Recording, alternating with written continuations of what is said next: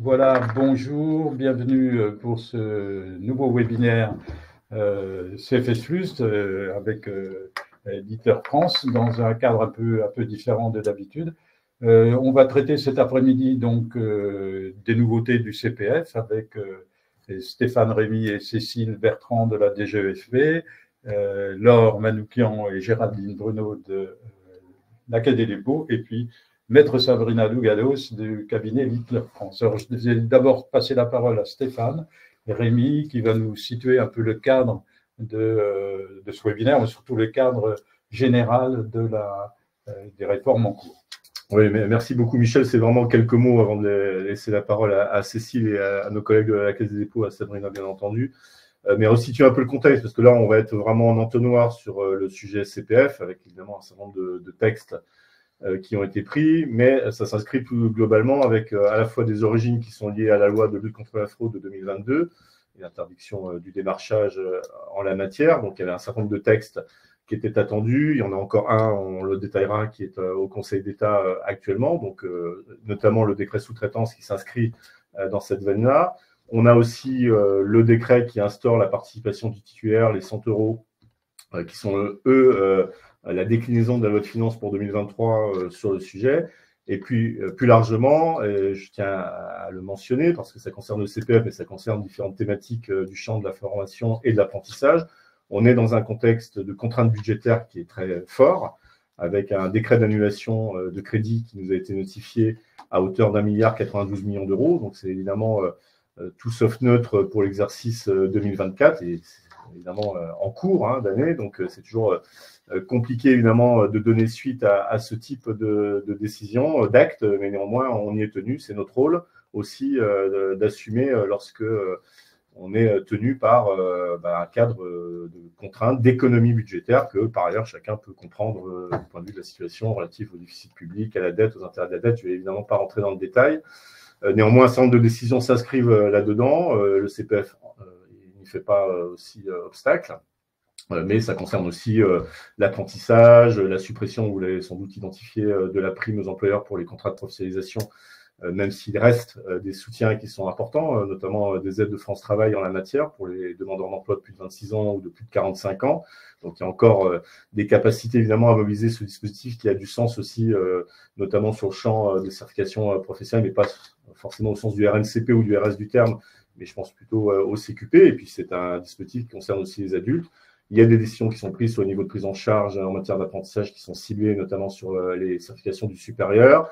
La dotation du FNE formation aussi qui est en diminution, même si il y a bien une enveloppe qui a été dégagée pour 2024. Donc, tout ça pour rappeler qu'on est dans ce contexte-là et le CPF, évidemment, qui est un des deux dispositif majeur en termes de consommation et de consommation de crédit public, puisque, outre la contribution unique des employeurs qui vient financer ces politiques publiques, in fine, c'est l'État qui dote notamment l'opérateur France Compétences pour équilibrer les comptes. Et donc, c'est notre système global qu'il convient d'équilibrer. Alors, parce qu'on a du positif, c'est la croissance de l'apprentissage, c'est un recours naturel, évidemment, au CPF, à l'élargissement aussi de son assiette en termes d'éligibilité, mais ça nous amène, et je m'arrêterai là, à prendre des mesures d'encadrement, de régulation qui sont indispensables, notamment, on le verra sans doute sur le sujet du permis de conduire, puisque c'est un des usages qui est le plus marqué, notamment en ce début d'année, et donc sur lequel il y a aussi un texte réglementaire là, qui est paru récemment.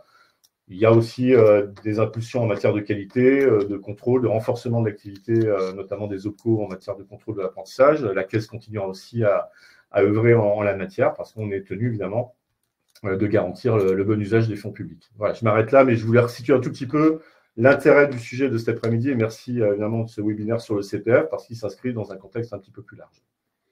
Merci beaucoup Stéphane pour cette introduction. Donc on va démarrer par le début. Excusez-moi, je fais des retours en arrière. Donc notre sujet, c'est bien la régulation du CPF. Donc vous avez les personnes présentes.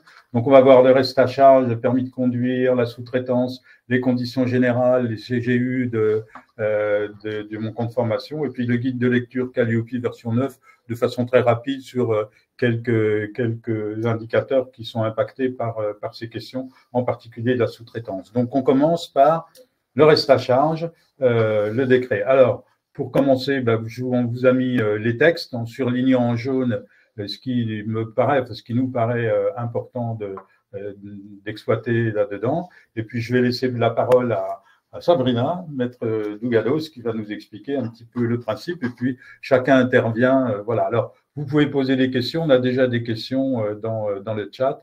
On essaiera d'y répondre au fur et à mesure. Et si on ne vous répond pas aux questions aujourd'hui, on fera un document qui reprendra vos questions et puis on vous enverra ça par mail.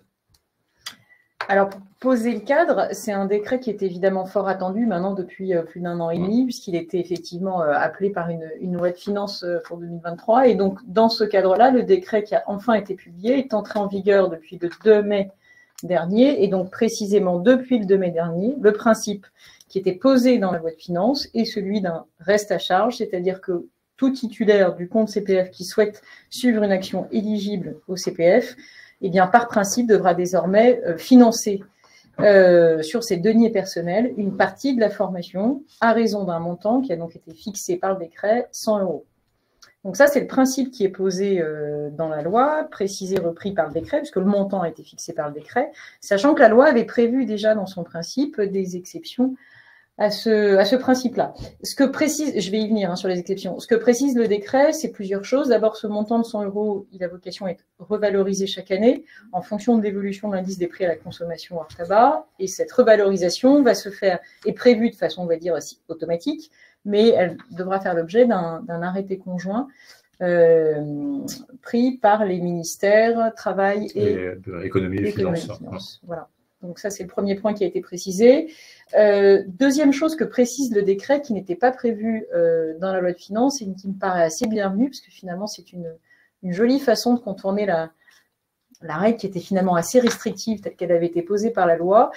C'est de façon un peu pragmatique, permettre effectivement aux titulaires du compte CPF de ne pas avoir à débourser ces fameux 100 €, puisque le décret prévoit que ces 100 € peuvent être pris en charge par l'employeur, par l'OPCO, lorsqu'évidemment le titulaire du compte est salarié. Donc c'est quelque part une façon de prévoir un cas dérogatoire qui n'était pas initialement prévu dans la loi et qui permet effectivement au titulaire de ne pas avoir à débourser ces 100 €. Donc en pratique, le titulaire peut demander à son employeur ou à l'OPCO, le cas échéant, de pouvoir financer ce reste à charge.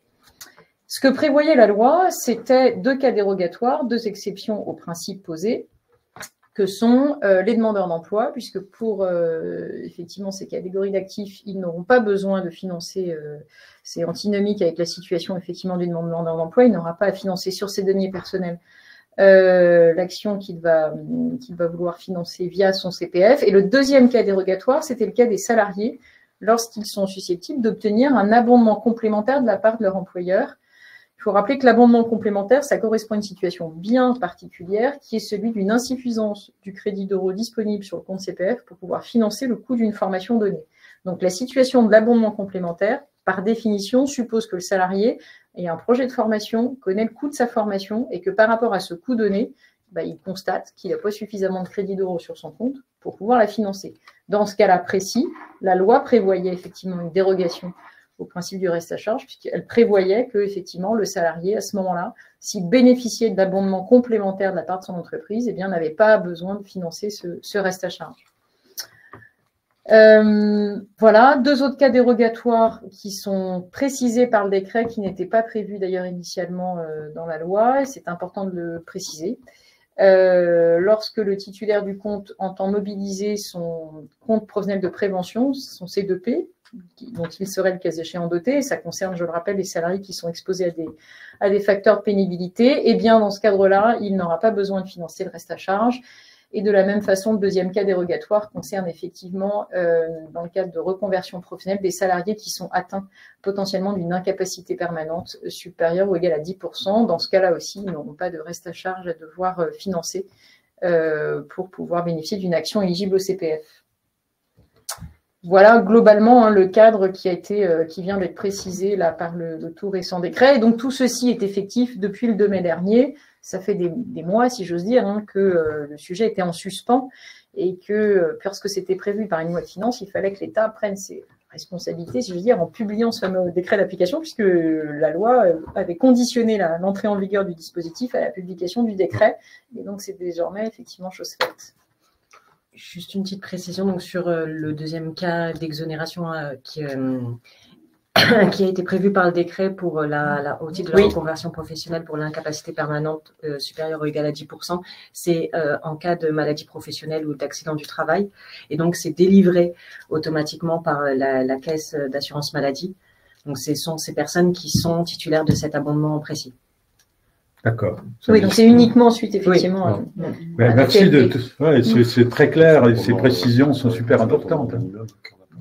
Alors, non, j'ai regardé un peu le chat sur les premières questions. Il y en a une qui revient assez souvent, c'est est-ce qu'il y a un abondement minimum de l'entreprise. Voilà, donc il n'y en a pas. Dans le décret, il n'y en a pas. C'est important, c'est une question que posait Thierry Gauthier. Donc, pas de minimum prévu par les textes.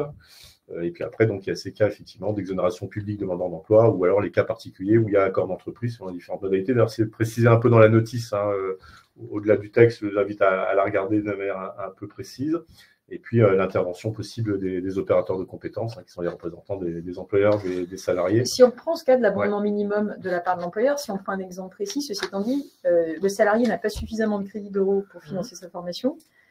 C'est donc bien à l'employeur de financer la part manquante, si j'ose dire, le delta. Une partie. Une partie potentiellement. Et dans ce cas-là, même quel que soit le montant cofinancé par l'employeur, effectivement, le salarié n'aura pas à débourser ses 100 euros complémentaires. Sauf si l'employeur ne finance pas la totalité du reste à charge et qu'il y a une part à la charge du salarié, mais qui est déconnecté. C'est un reste à payer qui n'a rien à voir avec le reste à charge. Et le reste à charge n'est pas en complément du coût de la formation, c'est une partie du coût de la formation qui doit rester à la charge du titulaire. Donc, il ne renchérit pas le coût de la formation. Un mot quand même sur la durée, Sabrina y a fait allusion. Donc, c'est vrai qu'il y a eu beaucoup d'échanges, de travaux interministériels pour se mettre d'accord. Il y avait deux modalités possibles. Il y avait le montant forfaitaire, mais il y avait aussi potentiellement un pourcentage du coût de l'action. Donc, il y a eu différents paramètres quand tout s'était travaillé, discuté, arbitré évidemment au niveau interministériel. Donc, c'est vrai que ça a pris du temps. Mais c'est important évidemment par rapport à cette participation du titulaire du compte à la mobilisation de son compte personnel de formation. Il y a une question sur les OPCO et les modalités d'abondement. Alors aujourd'hui, effectivement, un OPCO peut venir compléter les droits à formation d'un titulaire s'il ne bénéficie pas d'assez de droits CPF pour financer l'intégralité de sa formation. Et en fait, on les intègre de manière, on va dire, automatisée. C'est-à-dire que la Caisse des dépôts conventionne avec les OPCO qui souhaitent mettre en place une politique de financement complémentaire en définissant les critères qui vont aller cibler le bénéficiaire. Donc des critères que nous, on peut automatiser en base. Des critères qui vont aller cibler la formation ou la certification visée. Je dis formation ciblée parce que ça va être une formation éligible de droit sinon on est vraiment sur une logique de certification. Et derrière, définir les modalités de prise en charge, c'est-à-dire la règle de calcul qui va dire comment l'OPCO décide de prendre en charge tout ou partie du reste à payer. Donc, c'est de manière totalement automatisée qu'on intègre ces critères. Et quand une personne, un bénéficiaire, selon son profil et la formation qu'il souhaite suivre, automatiquement, on sait identifier qu'il répond aux critères de l'OPCO et on lui propose d'activer l'abondement de l'OPCO. Et donc, automatiquement, ça fait partie des cas d'exonération. Il n'aura pas à payer la participation financière obligatoire. J'ai vu une question sur les abondements régions. Donc, les régions peuvent abonder le CPF, mais ça ne n'entraîne pas une exonération dès lors que le titulaire ne serait pas un demandeur d'emploi. S'il est demandeur d'emploi, alors il sera de facto exonéré. Après, de fait, la compétence des régions, c'est surtout sur les demandeurs d'emploi. Donc, la plupart des abondements automatisés, de la même manière que ce qu'on a mis en place pour les OPCO, parce qu'elles utilisent la même fonctionnalité, visent de toute façon des demandeurs d'emploi. Donc, ne pas faire d'amalgame. Dans ces cas-là, les personnes sont bien exonérées, mais parce qu'elles sont demandeurs d'emploi. Pas parce qu'elle bénéficie d'un abondement d'une région. Voilà, mais je crois que vous avez bien compris, Lisa. Voilà. En cas d'accord d'entreprise, CPF co-construit, peu importe les sommes, mais la personne n'aura pas à payer les 100 euros. C'est ça. En fonction. Voilà. Il y avait une question sur le paiement donc par carte bleue Oui, alors là, c'est un peu la question que je voulais poser côté mise en pratique de ça, de comment on paye effectivement les 100 €. Là, je me tourne vers Géraldine. Exactement de la même manière que avant, quand on payait, on avait un reste à charge à payer. Oui. C'est par carte bancaire et ça, c'est le cas le plus nominal. Oui. Après, évidemment, si ce reste à payer, il est important et va au-delà des plafonds de carte bancaire ou qu'une personne doit négocier des choses avec sa banque, on peut aussi très bien le faire en virement, en gestion de virement. Mais dans ces cas-là, c'est le titulaire doit en informer la Caisse des dépôts et c'est un acte qu'on gère en parallèle. Mais la plupart des paiements, sur des sommes qui sont en général en dessous des plafonds de carte bancaire, sur les paiements qu'on constate, se font par carte bancaire. Oui. Et ce qu'il faut retenir, c'est que les personnes qui ne sont pas exonérées ou qui n'ont pas d'abondement de leur entreprise ou d'un OPCO et qui avaient déjà un reste à payer, en fait, la participation obligatoire est dans la majorité des cas déjà inclus dans ce reste à payer. Il n'y a pas de surcoût. J'avais 2 000 € sur mon compte CPF. Et la formation coûtait 2 500, donc j'avais un reste à payer de 500. Il n'y aura pas 600 à payer, c'était bien 500. Le coût du ticket modérateur est déjà inclus de la participation obligatoire dans ce reste à payer. Donc c'est déjà transparent. Il n'y a pas de changement pour ces personnes-là. C'est vraiment lorsque les droits étaient supérieurs, voilà, au montant du coût de la formation, où là, il faut payer une partie, à l'instar de ce qui est déjà le cas en matière de sécurité sociale ou d'aide juridictionnelle. Et donc là, pour le salarié, ça se fait via le terminal de paiement avec sa carte bleue en ligne. Voilà. Et c'est déjà un usage, je crois que c'est important de le dire, c'est déjà un usage. On a aujourd'hui un certain nombre de nos concitoyens qui mobilisent leur capacité aussi à abonder leur propre compte. Donc voilà, c'est déjà un usage qui est identifié. Sur les abondements, il y a déjà des OPCO effectivement qui ont conclu des accords, des régions, France Travail, des branches. Donc c'est quelque chose qui évidemment existe aussi. Donc là, évidemment, il faudra qu'ils déterminent leurs modalités précises s'ils veulent intervenir sur la tiers participation et prise en charge de ce montant forfaitaire. Et on ne paye pas de droits CPF. Si on avait des droits suffisants pour le coût de sa formation, on paye ces 100 €, mais il reste 100 € sur notre compte CPF. Et vous l'avez évoqué, Sabrina, aussi tout à l'heure, il y a aussi la possibilité qu'a posteriori, la participation financière qui aurait été payée par le salarié puisse être prise en charge, mais uniquement par l'entreprise ou l'OPCO. Donc j'insiste bien sur le a posteriori et en dehors de la plateforme Mon Compte Formation. C'est-à-dire que si le salarié a été amené à avancer les 100 € de participation financière, il peut en demander le remboursement à son OPCO ou à son entreprise. Ce n'est pas une obligation pour l'entreprise ou l'OPCO de prendre en charge ces 100 €. Et dans ces cas-là, ce remboursement se fait en dehors de Mon Compte Formation et directement. Là, c'est plus de l'abondement. Ça n'est plus de l'abondement. La notion d'abondement, c'est l'entreprise ou l'OPCO qui vient apporter la somme à la Caisse des dépôts. Oui. Là, je suis salarié, je me fais rembourser, on me met 100 € de plus sur ma feuille de paye sur mon prochain salaire.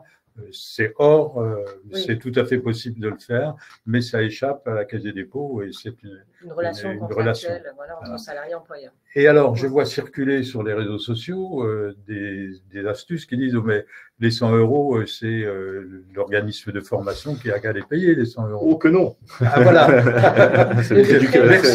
C'est le cri du cœur. Non, mais c'est le cri du cœur. Plus sérieusement, c'est surtout le cri juridique. Évidemment, les OF n'ont pas vocation à intervenir en la matière et se mettraient même en difficulté. Et pour le coup, toute la batterie des mesures qui existent dans le cadre de la loi 2022 sur le démarchage serait mise en œuvre. Donc, évidemment, c'est à éviter et même à bannir de toute pratique à venir. Donc, ceux qui peuvent intervenir sont expressément mentionnés dans le décret. Oui. Voilà. C'est toute opération promotionnelle, rétribution d'argent, rétribution par cadeau est vraiment interdite. C'est interdit, c'est-à-dire que je vous fais une diminution de 100 € sur votre tarif, non.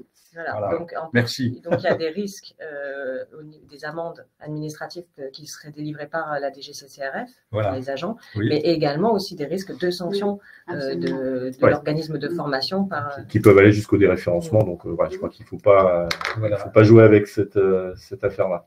Voilà, c'est pour ça que je voulais qu'on fasse ce webinaire aussi pour c'est important qu'on mette un peu pointer pointer ce genre de choses, quoi. Voilà.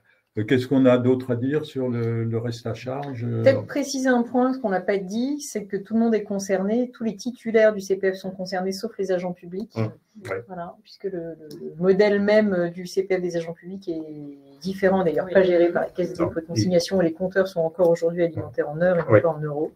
Donc évidemment, les agents publics des 3 fonctions publiques ne sont pas concernés.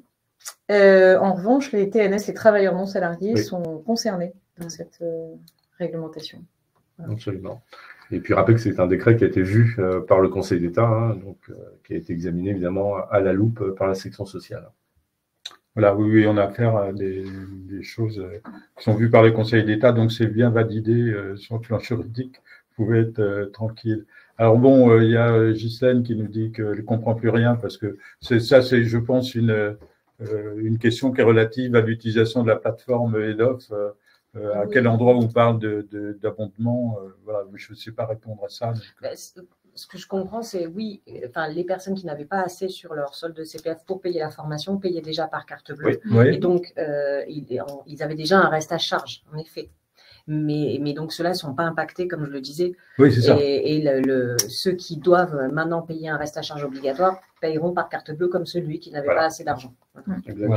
Voilà. OK. Alors, envisagez-vous de réaliser une fac sur ce sujet? Ça, sur le site, on a déjà des éléments qui sont mis sur le site. Mon compte formation, donc sur la version non connectée, hein, voilà, de mon compte formation, vous avez déjà accès à tous les éléments d'information sur comment fonctionne la participation financière et concrètement comment ça se passe dans mon compte formation. Alors, les branches professionnelles ou les employeurs ont besoin pour informer les salariés. Oui. Bah, c'est aussi. C'est là qu'il faut aller consulter le site. Voilà. Donc, réponse, allez consulter le site et puis peut-être il y aura une fac.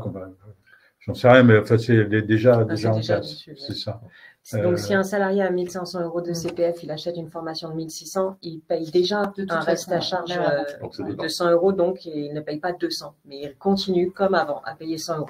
Voilà. Là, vous avez la réponse qui est claire, là, Caroline. Hein, oui, c'est le cas le plus un peu emblématique aussi du reste à charge. Donc, dans ce cas-là, il n'y a pas de déboursement de 100 € supplémentaires. On est vraiment dans la responsabilisation de l'achat de formation avec des droits qui sont issus de la solidarité nationale et des financements des employeurs, de se dire je contribue avec une partie de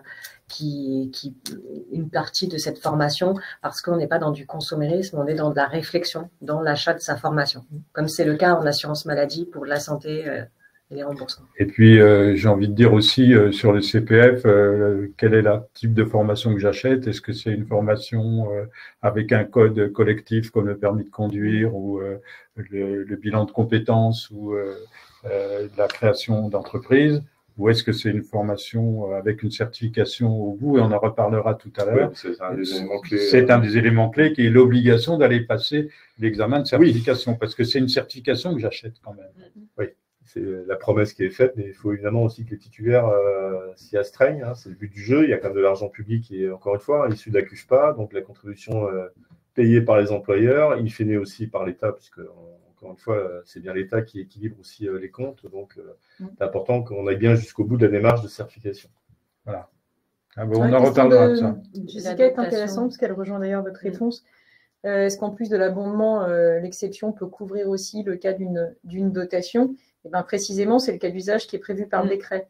Et donc, c'est-à-dire qu'effectivement, une fois que le salarié a financé ce reste à charge de 100 €, eh bien, l'entreprise peut tout à fait faire une dotation volontaire via la plateforme et donc verser 100 € sur le compteur CPF du salarié. L'avantage de cette méthode-là par rapport à l'autre qui est évoquée, qui consiste effectivement de faire ce remboursement-là en dehors de la plateforme, c'est que via la plateforme, on est sûr que les 100 € ne sont pas assujettis quand même à cotisation sociale et pas fiscalisés. Hein. Voilà. Ah oui. Hors plateforme, c'est pas le même sujet. Ah oui. Donc, il vaut mieux le faire via la plateforme. Ah oui. Alors, pour 100 €, me direz-vous, voilà, enfin, 100 € fois X salariés, s'il y a un sujet de volume, l'entreprise a quand même intérêt à passer via la plateforme, sans vouloir faire. On peut le faire rétroactivement, c'est-à-dire que, voilà, on peut abonder après, en fait, c'est ça. Ça, c'est important, hein, dans la démarche de comment ça se passe. Donc, merci pour toutes ces informations pratiques qu'on n'a pas vraiment, voilà, c'est vraiment très intéressant. justificatifs sont attendus sur le CPF pour ces exonérations de 100 €. Lesquels? Comment donner des informations? Alors, est-ce que des justificatifs, c'est-à-dire qu'à chaque paiement de la participation forfaitaire obligatoire, on remet bien un justificatif au titulaire qui pourra après derrière se retourner vers son OPCO ou son employeur. Justificatif des exonérations. Elles sont automatiques en fait, les exonérations. Oui, voilà. En fait, on s'est automatiquement identifié selon le fait qu'une personne est demandeur d'emploi, puisqu'on fait le lien avec les listes de France Travail. Donc, on sera automatiquement identifié qu'une personne qui se connecte est demandeur d'emploi ou bien a bénéficié d'une dotation de son entreprise ou l'abondement automatisé qui automatiquement se déclenche s'il répond aux critères. Et donc, tout ça est géré de manière vraiment transparente et automatisée pour le bénéficiaire. On met à jour son ingénierie financière directement. C'est une information importante, hein. Merci de la question, Sandrine, parce qu'effectivement, on peut se dire, mais comment je vais justifier qu'un tel est demandeur d'emploi ou un tel a un abondement, et le fait que ce soit automatisé est formidable, très bien. Alors, si le titulaire travaille au sein d'une entreprise de plus de 50 salariés, pourra-t-il faire une demande d'abondement auprès de l'OPCO? Eh bien, non. Enfin, non, sauf accord de branche qui prévoirait, le cas échéant, la possibilité de cofinancement sur un financement dans le cadre d'une contrainte conventionnelle. Mais sinon, le seul cas d'abondement possible d'un point de vue légal, hein, c'est dans le cadre du plan de développement des compétences des moins de 50, où là, il y a une possibilité de cofinancement, enfin d'abondement en fait, par l'OPCO, dans le cadre de cette section financière. Dans l'analyse. C'est vraiment sur les fonds conventionnels tels qu'ils sont prévus, donc accord de branche, versement volontaire pour les plus de 50. Et moins de 50, pas de problème, c'est ça. Ça peut. Enfin, pas de problème après, en fonction des décisions de conseil Voilà, ça reste quand même, c'est la paritaire de l'OPCO qui est souvent. Oui, bien sûr, bien sûr. Mais c'est possible techniquement sur le PSC. Oui, techniquement, c'est moins, c'est pas soumis à l'accord de branche, en tout cas. Voilà. Comment peuvent-ils être pris en charge par l'OPCO? Quelle démarche? l'OPCO déterminer. Ça, on vient déjà. La caisse, on l'a déjà. Oui, c'est en dehors de la plateforme. Ouais, c'est en dehors de la plateforme. Ça, et on vient déjà de répondre, moins de 50 plus 50, c'est déjà. Alors, le titulaire peut être gérant non salarié. Oui, les travailleurs indépendants ont des comptes personnels de formation, mais ils ne sont pas exonérés, puisqu'ils sont. Voilà. Ils sont concernés par le reste à charge. Ils sont professionnels, donc tout ça, voilà. Ils peuvent déjà aller sur mon compte formation, souscrire à des formations. Voilà, mais ils ne sont pas exonérés, ils ne font pas partie des. Et pour le coup, ils ne sont pas mentionnés. On aurait pu imaginer que les FAF ne le sont pas. Les FAF non salariés ne sont pas mentionnés. C'est bien les employeurs, les entreprises et les OPCO. Les FAF, c'est-à-dire le FIFPL, voilà, et puis les FAF de non salariés, la FAFCEVA, la GFIS, la GFIS, l'IPA. Qui sont le nom des OPCO pour les non salariés, quoi. C'est les FAF. Ok. Alors, la différence entre abondement et prise en charge, abondement, c'est avant la conclusion de la souscription à la formation. C'est de l'argent qui est versé à la Caisse des dépôts, puis ensuite le titulaire souscrit à son action de formation. Là, il n'y aura pas application de la participation obligatoire, et prise en charge, c'est une fois que la participation obligatoire a été payée par le titulaire.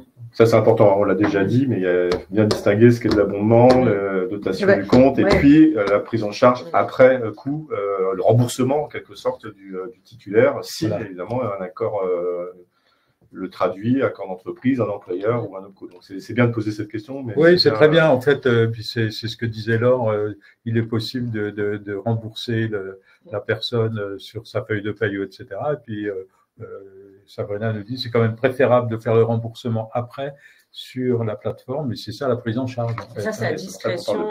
C'est ça, on parle de prise en charge. C'est vrai que les termes ne sont pas toujours simples. Mais l'avantage de le faire sur la plateforme, c'est qu'il n'y a plus effectivement de cotisation sociale sur les 100 € et puis de fiscalisation. Après, l'employeur pourra toujours prouver qu'il a pris en charge cette participation obligatoire, même en dehors de la plateforme Mon compte formation, avec les justificatifs qui auront été amenés par le salarié. Donc, ça reste une dépense de formation professionnelle fléchée, et la personne a utilisé cet argent pour l'achat de formation. C'est ça. Et pour le coup, la liste des abondeurs, donc à l'article 63.23.4, elle n'est pas exhaustive d'ailleurs, il y a un magnifique notamment dans la rédaction de cet article, donc on y retrouve l'employeur, le titulaire du compte, les OPCO, les branches, les FAF.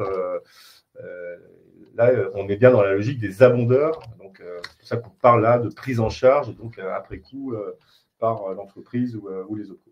Donc là, dans cette question où il y a de Sabrina sur la formation à 2800 € avec un solde de 1000 € de CPF, Comme avant. et ben, c'est comme avant, la personne concernée continue à payer 1800 € et n'a pas à payer dedans. 1900 €. Il n'y a pas 100 € qui s'ajoutent. Il est dedans. On l'a déjà dit, Oui. les 100 € sont dans Oui. le reste, En fait, dans le reste à payer. sur ce cas-là, pour qu'on synthétise, je pense, à part quand je suis dans un cas d'exonération, dans le nouveau système dans lequel on doit nécessairement payer 100 € de sa poche minimum. Que ce soit du reste à charge ou une participation financière, c'est ça l'impact sur le titulaire. C'est ça. Si je rentre dans les cas d'exonération, je peux être amené à payer un reste à payer comme avant s'il y a un delta entre le prix de ma formation. Sinon, je ne paye rien. Mais si je ne rentre pas dans les cas d'exonération, on demande minimum à la personne de sortir 100 € de sa poche. Oui. Voilà, donc si elle a à sortir En synthèse, 1800, voilà. bah, elle les a déjà sortis, les 100, Voilà. puisque c'est dans les 1800. Hein, c'est 100 € minimum. Voilà. Et il y avait une question aussi sur l'information de l'employeur. Si on veut réaliser une formation en dehors de son temps de travail et ne pas informer son employeur et donc ne pas demander d'abondement, en effet, oui, il faudra payer les 100 € de reste à charge obligatoire. Ça, c'est sûr. Pareil, Oui. c'est logique. C'est ça, c'est ça. Bon, on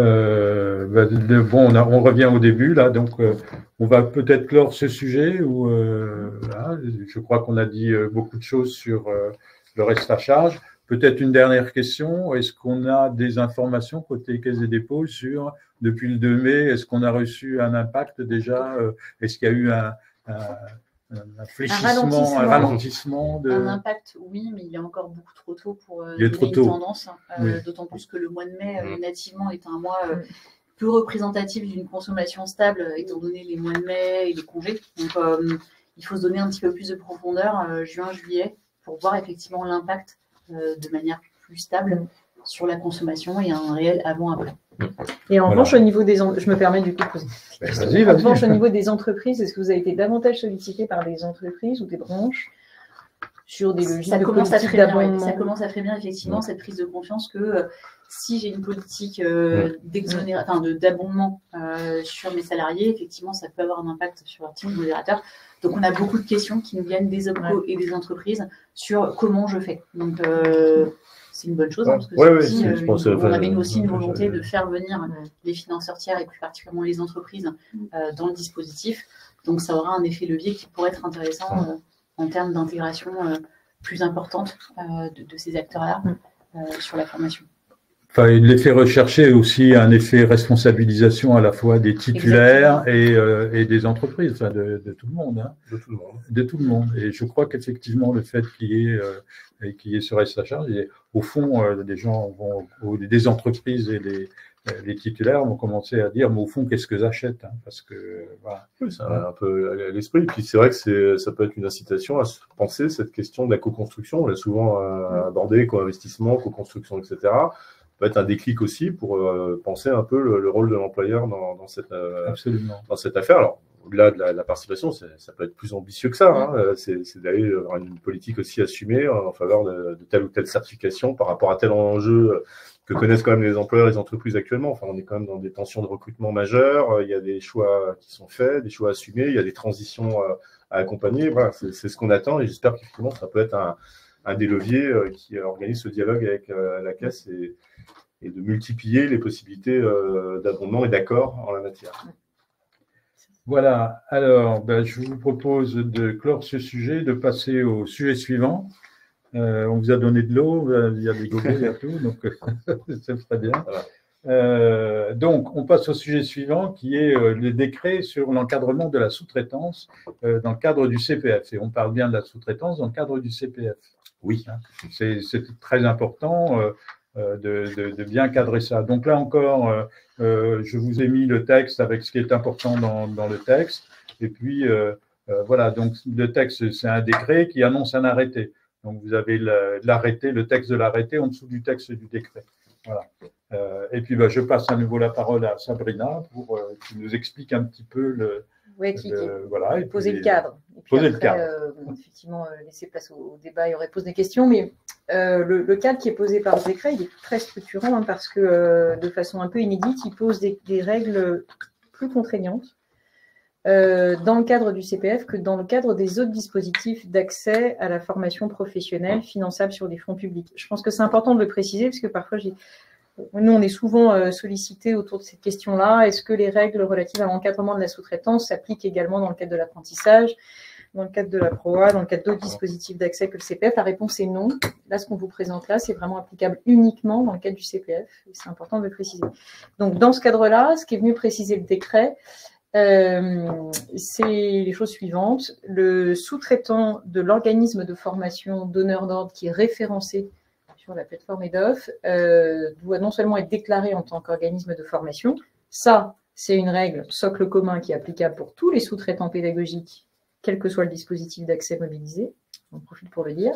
Et deuxième règle, là, c'est spécifique au CPF, il faut que le sous-traitant soit lui-même certifié Calliope. Donc ça, effectivement, ça pose le cadre et c'est quand même pas neutre pour les sous-traitants concernés.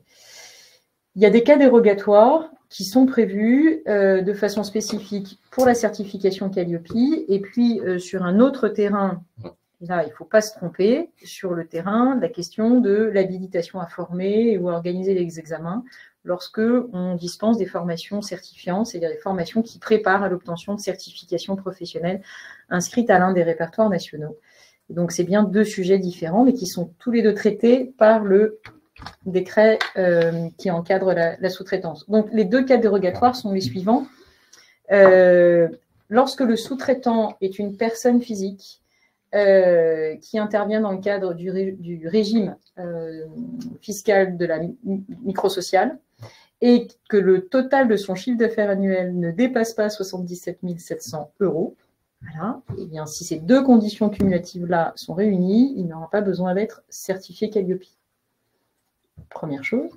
Et si ces deux conditions sont réunies, il n'aura pas non plus besoin d'être lui-même habilité par l'organisme certificateur lorsque la formation éligible au CPF prépare à une certification inscrite à l'un des répertoires nationaux. Et que l'organisme de formation référencé sur la plateforme n'est pas lui-même l'organisme certificateur. On suppose là qu'on est dans une relation dite triangulaire. Bien, donc ça c'est le premier cas dérogatoire. Le deuxième cas dérogatoire, c'est effectivement le cas du sous-traitant, peu importe qu'il soit micro-entrepreneur ou pas, par rapport aux deux précédentes conditions que je vous ai présentées. Finalement, c'est pas ça le sujet. C'est plutôt le sujet du sous-traitant qui n'intervient que sur une partie de la formation certifiante. Et dès lors que les séquences de formation qu'il anime ne correspondent pas à l'intégralité d'un bloc de compétences pour une certification inscrite au RNCP, eh bien dans ce cas-là très spécifique, effectivement, il n'aura pas besoin d'être lui-même habilité par l'organisme certificateur. Il devra en revanche être certifié Calliope. Oh. D'accord, c'est deux sujets différents. Je prends le temps de poser les dérogations, parce que c'est simple, mais c'est important de bien poser les choses. Alors, on a essayé de façon très succincte, mais avec une certaine rigueur, à vous poser ça dans la slide que vous avez là, en slide 11. Voilà pour les cas dérogatoires relatifs d'une part à la certification Calliope et d'autre part à le fait d'être habilité ou certifié, habilité à former par les organismes certificateurs quand on est sur des formations certifiantes.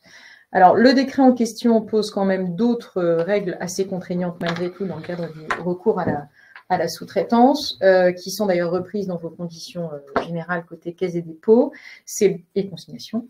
C'est le fait d'avoir un contrat établi entre l'organisme de formation référencé et son sous-traitant, donc un contrat dit de sous-traitance pédagogique qui doit reprendre en substance les mêmes mentions obligatoires qu'une convention de formation. Donc, je ne les rappelle pas, mais vous les avez rappelés là, on les a rappelés dans la slide en question.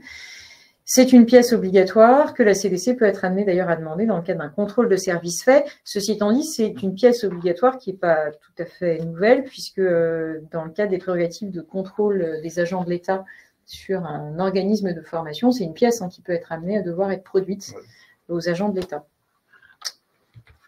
Voilà, et puis pour terminer sur des règles spécifiques qui encadrent de façon plus restrictive la sous-traitance dans le cadre du CPF, on ne peut pas, quand on est un organisme de formation référencé sur la plateforme, faire appel à des sous-traitants qui auraient été eux-mêmes déréférencés en tant qu'organisme de formation proposant en direct des formations éligibles au CPF. Et puis par ailleurs, on ne peut pas recourir à la sous-traitance de deuxième niveau, c'est-à-dire la sous-traitance dite en cascade.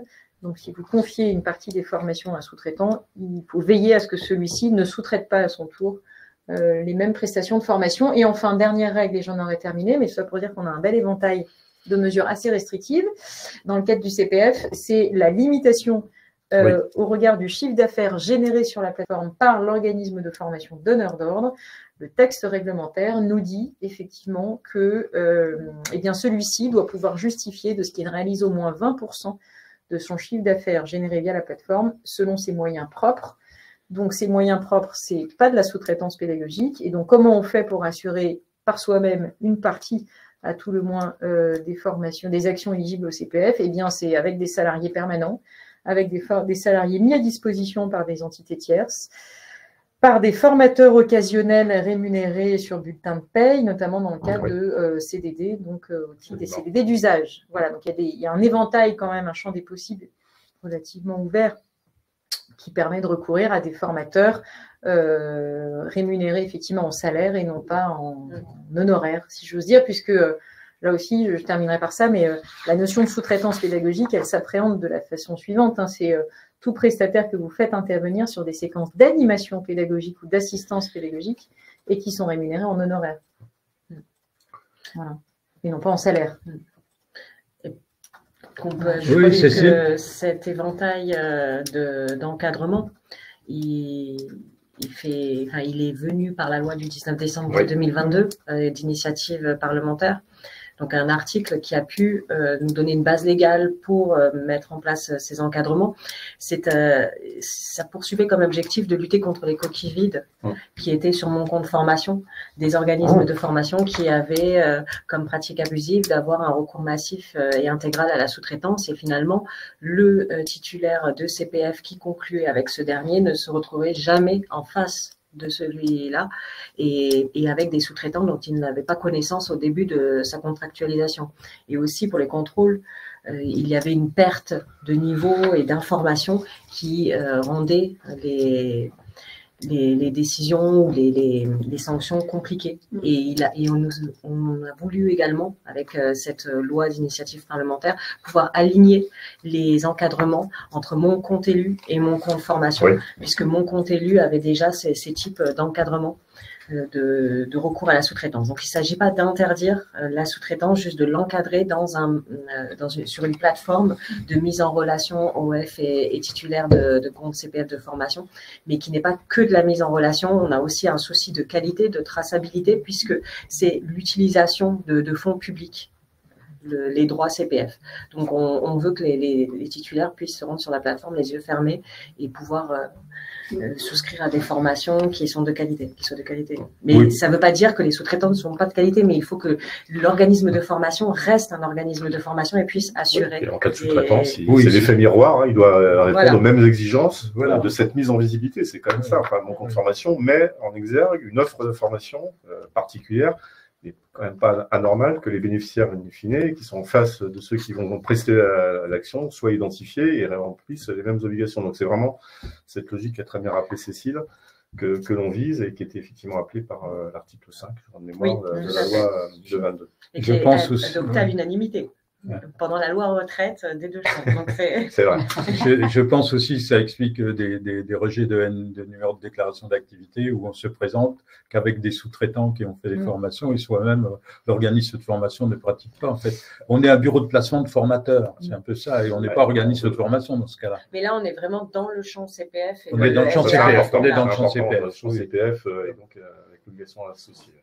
On est dans le champ CPF. Oui, c'est bien de le rappeler. Alors bon, il y a des questions, j'ai envie de dire, vous nous appelez, CFS+, on vous répondra, mais c'est des questions plus personnelles sur comment régler certains soucis. On vous répond gratuitement, c'est pas un problème, mais voilà. La définition de la sous-traitance, c'est le contrat, c'est le contrat de sous-traitance en formation. Donc, ce qui le caractérise, le définit, ce sont les mentions obligatoires. Donc, attention, c'est maintenant une obligation. Il y a un point, je ne sais pas si ça sera partie du fil des questions, mais qu'on a souvent, c'est est-ce qu'on est quand même en capacité de faire une action sous-traitée à 100%? Oui. C'est sur une année civile, alors prorata pour ce qui concerne l'année 2024, que les choses sont examinées. Donc, on peut être amené à réaliser des actions en sous-traitance intégrale à partir du moment, comme l'a évoqué Sabrina, qu'on réalise au moins 20% de son activité prestée sur mon compte formation, c'est bien ça dont on parle, donc du chiffre d'affaires réalisé sur mon compte qui doit être réalisé. Donc ça suppose à un moment d'avoir aussi des moyens formateurs qui soient soit formateurs occasionnels, soit permanents, et qu'on puisse être réellement un organisme qui réalise des actions de formation au titre du CPF. Donc c'est vraiment important de rappeler ces... Absolument. C'est pour ça que j'ai mis un lien vers un article que j'ai écrit, que j'ai appelé l'arrêté Pareto. Parce que vous savez, la loi de Pareto, c'est la loi du 80-20. Je dis, il y a 20% de formations qui font le gros de mon chiffre d'affaires, mais c'est sur ces 20%-là où je ne vais pas mettre de sous-traitance, par exemple. Mais c'est dans un cadre global sur l'année. Après, il faudra apporter des justificatifs. Des justificatifs, voilà. Et notamment les contrats, parce que c'est le point un peu le juge de paix sur qu'est-ce qui a été confié aux sous-traitants. Derrière, ça a aussi l'implication sur les modalités d'examen sur Calliope. Si on est précis dans ce qui a été confié, on sait si l'organisme était en sous-traitance ou au contraire, on n'a pas les éléments précis à ce moment-là. Absolument. Vous avez des modèles de contrats qui circulent, des acteurs de la compétence, différents modèles de contrats. Si je peux me permettre, effectivement, sur justement la déclaration de ce 80%, d'un point de vue opérationnel, les organismes de formation auront la possibilité d'effectuer leur déclaration, enfin le montant de l'année précédente sur EDOF. Et lors des contrôles, on leur demandera de nous fournir les contrats de sous-traitance. Effectivement, on gardera de près les contrats. Donc, ce que vient de dire Stéphane Rémy, dans le sens où sur une action de formation, on peut sous-traiter à 100% et puis une autre beaucoup moins, l'équilibre se fera sur l'année civile. Donc, il n'y a pas de sujet là-dessus. Et pour compléter ce que disait Cécile Bertrand tout à l'heure, effectivement, le principe de l'encadrement de la sous-traitance, c'est aussi un principe de transparence, c'est ce que l'on disait tout à l'heure, pour l'utilisateur final, de manière à ce qu'il sache qui va le former in fine.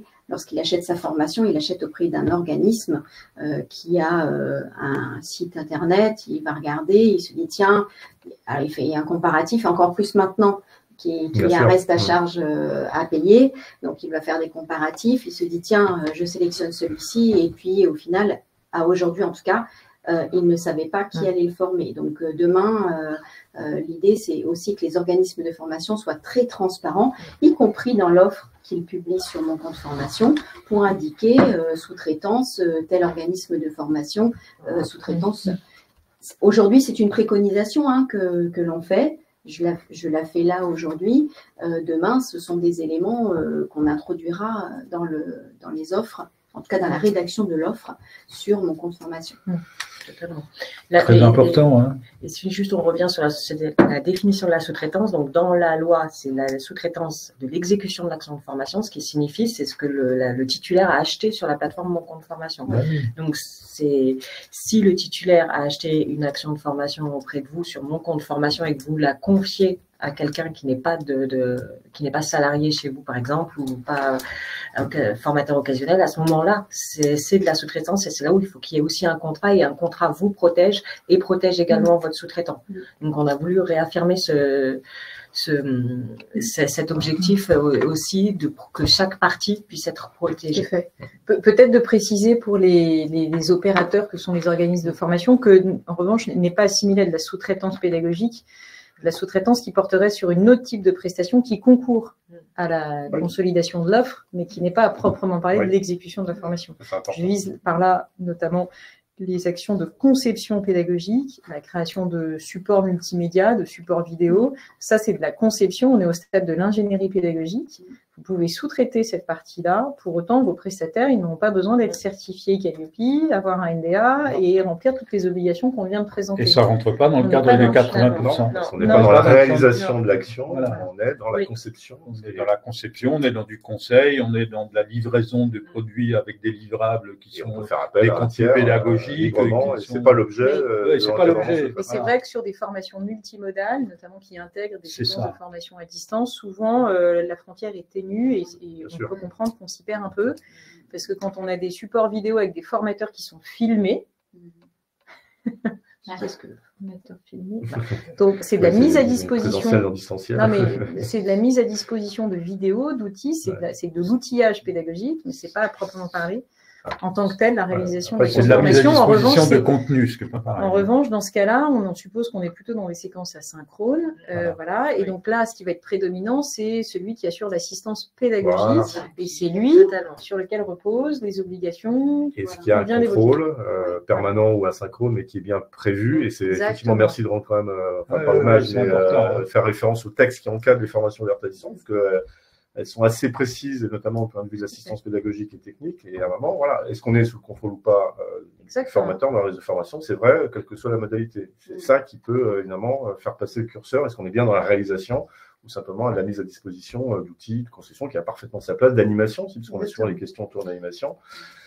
Bon, c'est vrai que tout ça participe de la qualité du processus, on est bien d'accord, mais sinon on peut remonter à la recherche et développement. Enfin, vous voyez, ce que je veux dire, à un moment, il faut aussi qu'on ait des limites. Donc, nous, on parle bien de la réalisation de l'action, c'est toujours le point de repère que l'on a.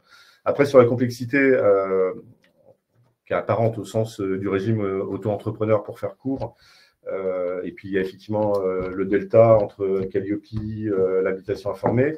C'est aussi une prise en compte de ce qui avait été concerté avec les acteurs et essayer de capter effectivement ce régime des auto-entrepreneurs. Carole Grandjean à l'époque s'y était engagée aussi. Donc, ce qui explique cette finesse dentelle, effectivement, les concernant. Et le 80-20 a été concerté également avec les partenaires. Et donc, le 80-20, c'est le sens de l'arrêté qui, effectivement, on a dit tout à l'heure, est venu préciser le décret.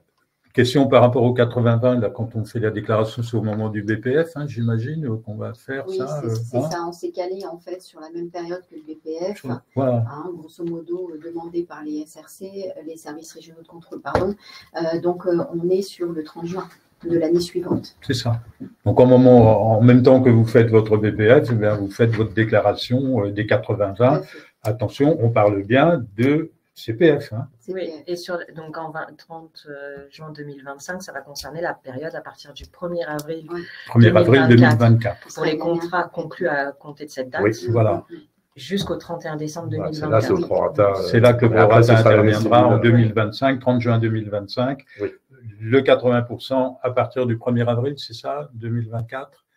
Oui, pour les contrats conclus. La période commence à partir. Voilà, la période pour 2024 commencera à partir du 1er avril. Pour les contrats conclus à compter de cette date. Pour les contrats conclus, c'est important aussi, c'est bien les nouveaux contrats, ce n'est pas les contrats en cours. Dernier point, parce qu'on a parlé de la formation à distance et de l'achat de contenu, il y a aussi la question qui revient souvent des intervenants provisoires. Bon, je fais une formation d'une semaine qui traite du droit de la formation, et puis je fais intervenir maître Dougados une après-midi, elle vient en intervenant extérieur, elle n'est pas formatrice. Mais je suis certifiée Calliope. Eh ben voilà. Oui, mais c'est pas le bon exemple. Oui, mais c'est pas le bon exemple. C'est pas le bon exemple. Ce sont les experts. Ce sont des experts. Je fais une semaine de coiffure et je fais venir un coiffeur qui vient me montrer comment il coiffe. Il vient pas me montrer, mais il vient montrer. Il est sous le contrôle du formateur. Il est sous le contrôle du formateur. Voilà. Il est sous le contrôle du formateur. C'est un intervenant extérieur, ponctuel, qui est payé pour ça, pour une prestation de service. Et surtout, il n'émet pas une facture de formation.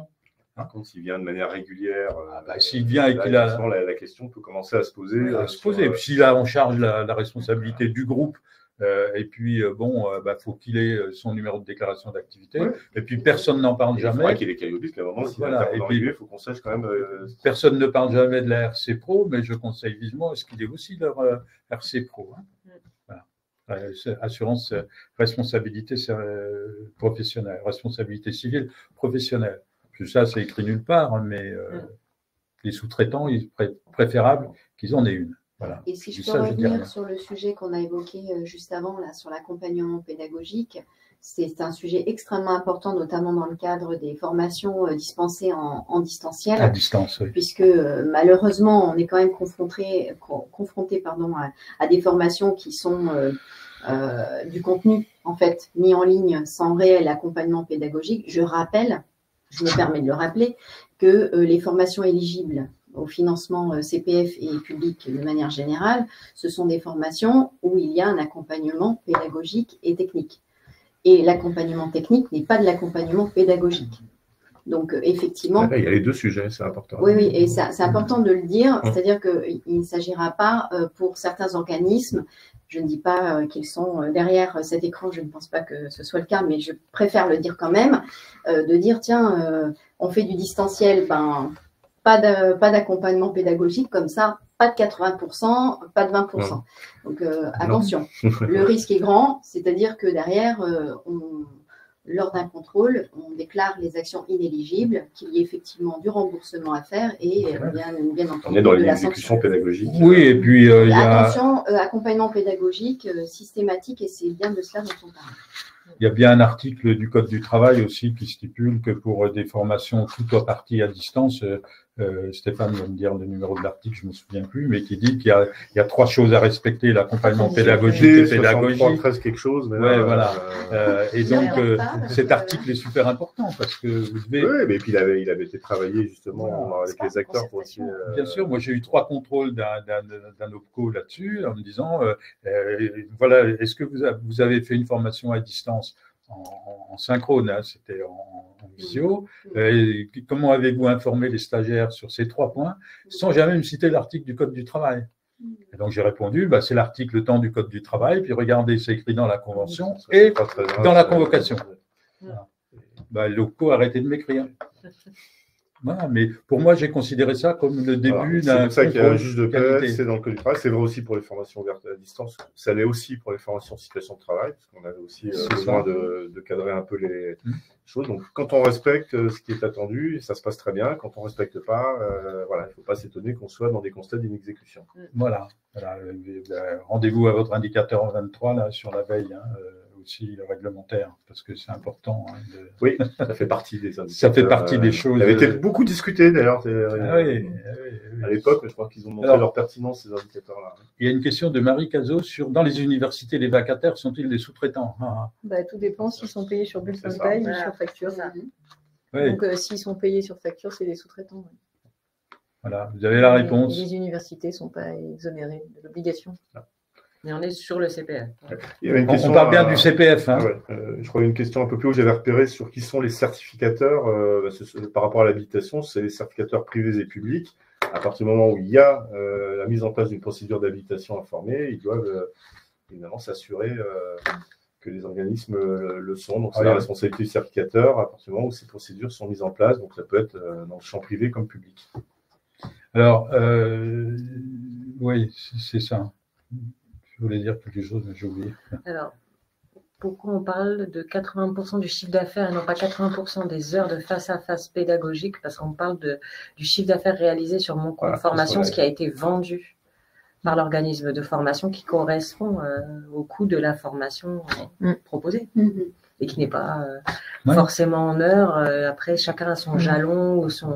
C'est le cas le plus fréquent quand même, on va retrouver le nombre d'heures, mais c'est du coup le chiffre d'affaires qui fait office d'assiette pour pouvoir identifier. Bien sûr. Voilà, bah justement, dans l'article du Code du travail dont je parle, il y a comment vous avez comptabilisé les travaux qu'il y a à faire entre 2 sessions. Les travaux qu'il y a à faire entre 2 sessions, le formateur n'est pas forcément face à face. Totalement. Voilà. Et donc voilà, c'est le chiffre d'affaires qui compte et pas. Mais il doit y avoir l'assistance qui peut à tout moment intervenir. Voilà. Hein.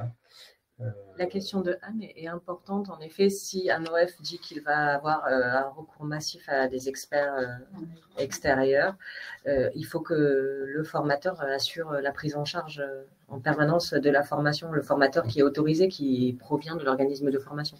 Ben oui. On ne fait pas de la sous-traitance déguisée. Non, c'est-à-dire le formateur est là et c'est lui qui a la responsabilité aussi administrative et juridique du groupe. C'est l'obligation du donneur d'ordre, de celui qui a presté et qui a contractualisé, après qu'il fasse appel à une modalité. Après, globalement, d'ailleurs, même en dehors du CPF, on peut très bien envisager que c'est très pertinent de faire intervenir des experts, des banquiers, des avocats, des notaires qui ne vont pas s'amuser à être dotés d'un NDA et certifiés GOPI, parce que voilà, ce n'est pas leur sujet, c'est très très résiduel pour eux d'exercer cette activité-là. Et auquel cas, le prestataire de formation peut tout à fait l'intégrer dans son offre de formation, mais sans pour autant la qualifier comme telle. C'est-à-dire que il y a 30 heures de formation facturées via le CPF, et puis il y a 2-3 heures en sus qui sont du séminaire avec un intervenant extérieur qui n'a pas de NDA, qui n'est pas certifié Calliope. Ça permet de valoriser en termes de retour d'expérience, ça valorise évidemment le sens de la formation, mais pour autant, c'est pas ça qui est effectivement potentiellement financé dans le cadre du parcours. Et c'est pas forcément une action de formation, c'est ce que tu dis. Ça peut être un séminaire. Une prestation complémentaire qui a tout à fait son sens, mais on dit pour être très bordé juridiquement. Une masterclass, comme on dit. On la déqualifie juridiquement. Il y avait une question sur les blocs de compétences. Les blocs de compétences sont définis par le certificateur qui a déposé sa certification auprès de France Compétences. Il y a une fiche avec le référentiel qui est disponible pour chaque certification auprès de France Compétences. Et donc, si le sous-traitant ne réalise pas l'intégralité du bloc, c'est-à-dire qu'il ne réalise pas tous les items qui constituent le dit bloc. Et donc, il ne peut pas, à ce moment-là, il n'a pas à être habilité à former pour ce bloc-là. Et donc, la personne ne va pas pouvoir prétendre à l'obtention du bloc. Il faut que la formation puisse mener vers la certification, ce qu'on verra. Ce qu'on verra après, l'obligation de certification. Voilà. Il y avait une question de Steve Vaness, quand je salue, qui est à l'île de la Réunion. Solution suivante, alternative à la sous-traitance, portage salarial non, portage entrepreneurial non plus, et intervenant porté par une couveuse. C'est quoi la couveuse? Je ne connais pas. La couveuse, j'imagine que, je ne sais pas, c'est peut-être… Si c'est de la mise à disposition de personnel, ça fonctionne, parce que du coup, effectivement, c'est assimilé à du salariat. C'est bien du salariat d'ailleurs. Alors attention à respecter les dispositions Code du travail, la loi Cherpion, sur les conditions de mise en place de la mise à disposition de personnel, parce qu'on le rappelle quand même, le principe c'est la non-lucrativité quand même de la mise à disposition et un formalisme bien spécifique à la fois chez l'entreprise prêteuse et l'entreprise utilisatrice, avec la formalisation d'un avenant au contrat de travail. Voilà. C'est pas forcément toujours compatible avec des interventions récurrentes ponctuelles dans le champ de la formation, mais bon. Donc ça, c'est le cadre de la mise à disposition. Les collègues de l'inspection du travail, de manière générale, le politique du travail, très attentive à ces mises à disposition. Et après, sur les mécanismes de portage, je vais peut-être répondre, mais le principe, c'est que potentiellement, le formateur, lui, il est salarié, mais la société de portage, elle est censée avoir un NDA. Ah oui, la plupart l'ont d'ailleurs. Alors après, c'est même plus compliqué, parce que normalement, la société de portage ne devrait avoir que pour activité exclusive que l'activité de portage. Donc mais le porteur… la société de portage devient sous-traitant. Oui, c'est ça. C'est bien ça. Elle devra potentiellement… la société de portage est sous-traitant, elle doit avoir son NDA et son Calliope. Donc elle-même donneur d'ordre. Elle-même donneur d'ordre, voilà. C'est important. Le portage entrepreneurial, je ne sais pas ce que ça veut dire. C'est peut-être le portage Calliope. Alors là, il n'y en a pas. Là, justement, c'est interdit. C'est interdit, voilà. C'est pas la bonne idée, quoi. Oui, il y a encore… je vois passer des messages sur LinkedIn. Non, c'est soit on est salarié, avec le cas de salarié occasionnel tel que ça a été rappelé, dans une certaine limite, ou alors on est dans un contrat de sous-traitance en formation. Un contrat de sous-traitance et intervenant. Et avec les mentions obligatoires. Donc la couveuse en question, pour moi, c'est comme le portage salarial, c'est la même chose. Là, on est dans 3 cas qui sont de la sous-traitance. Et Steve, je suis désolé, mais ce n'est pas une alternative à la sous-traitance. Aucun des 3 cas. Voilà. Au-dessus, je crois qu'il y avait au-dessus de Steve, il y avait une autre question qui. Alors, pour répondre à Anne, on a déjà répondu, c'est-à-dire que l'intervenant extérieur qui se retrouve seul avec les stagiaires, il est formateur. De fait.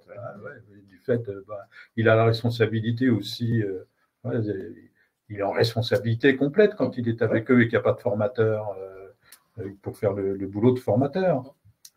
Le formateur, il faut aussi qu'il fasse la vérification des acquisitions, qu'il fasse, il y a tout un travail pédagogique et l'intervenant extérieur, c'est pas son job. Le garant de l'ingénierie. Et c'est pas son travail, un intervenant extérieur. La question de Charlène aussi. Alors, Charlène, si le formateur utilise nos supports, notre matériel, nos locaux, et ne fait que dispenser ce que nous avons créé et mis en place, est-ce qu'ils sont considérés comme sous-traitants?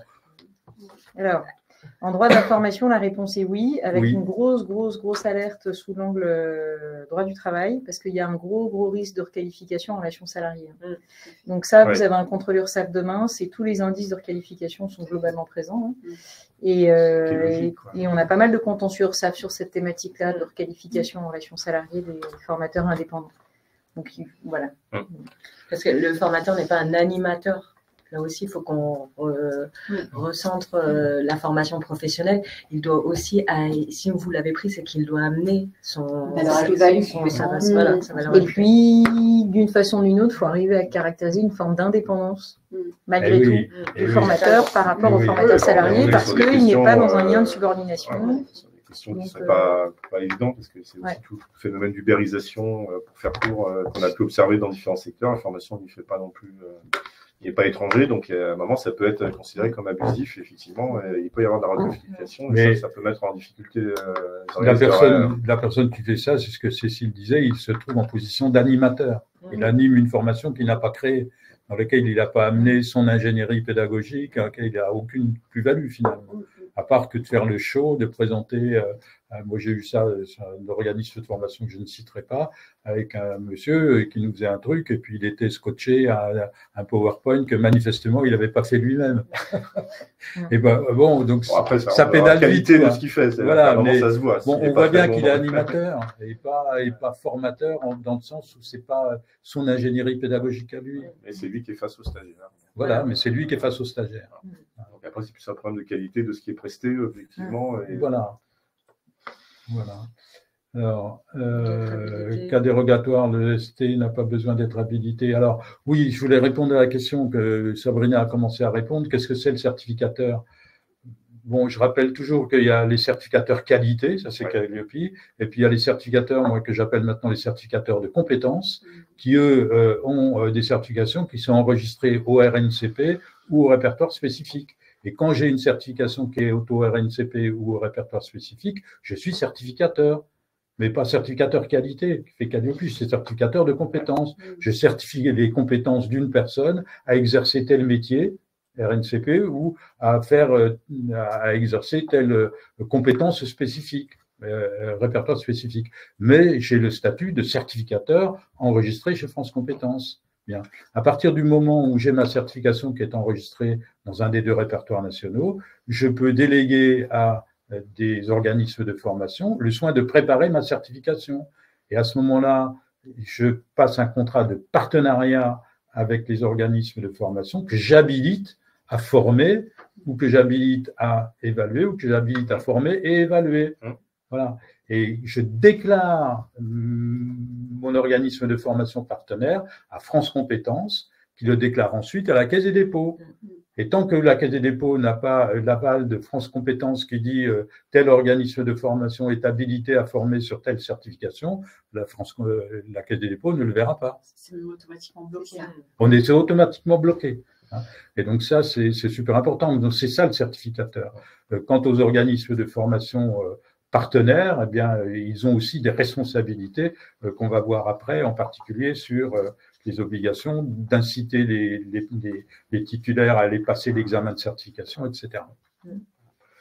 C'est vrai qu'on a un même terme, ça ne facilite pas la vie, mais quand même, je pense que maintenant, il faut bien faire la distinction entre les certificateurs privés et publics pour les ministères, donc qui déposent les certifications et les procédures des habilitations lorsqu'elles sont donc existantes, soit sur l'évaluation effectivement, soit à former pour les organismes concernés. Et donc c'est toute la chaîne ensuite, France Compétences, examen dans les répertoires et transmission des informations à la caisse, qui ne doit pas être évidemment confondu avec les 37, je crois, organismes certificateurs aujourd'hui accrédités par le COFRAC, dont le rôle est de pouvoir certifier le référentiel qualité et délivrer la marque Calliope.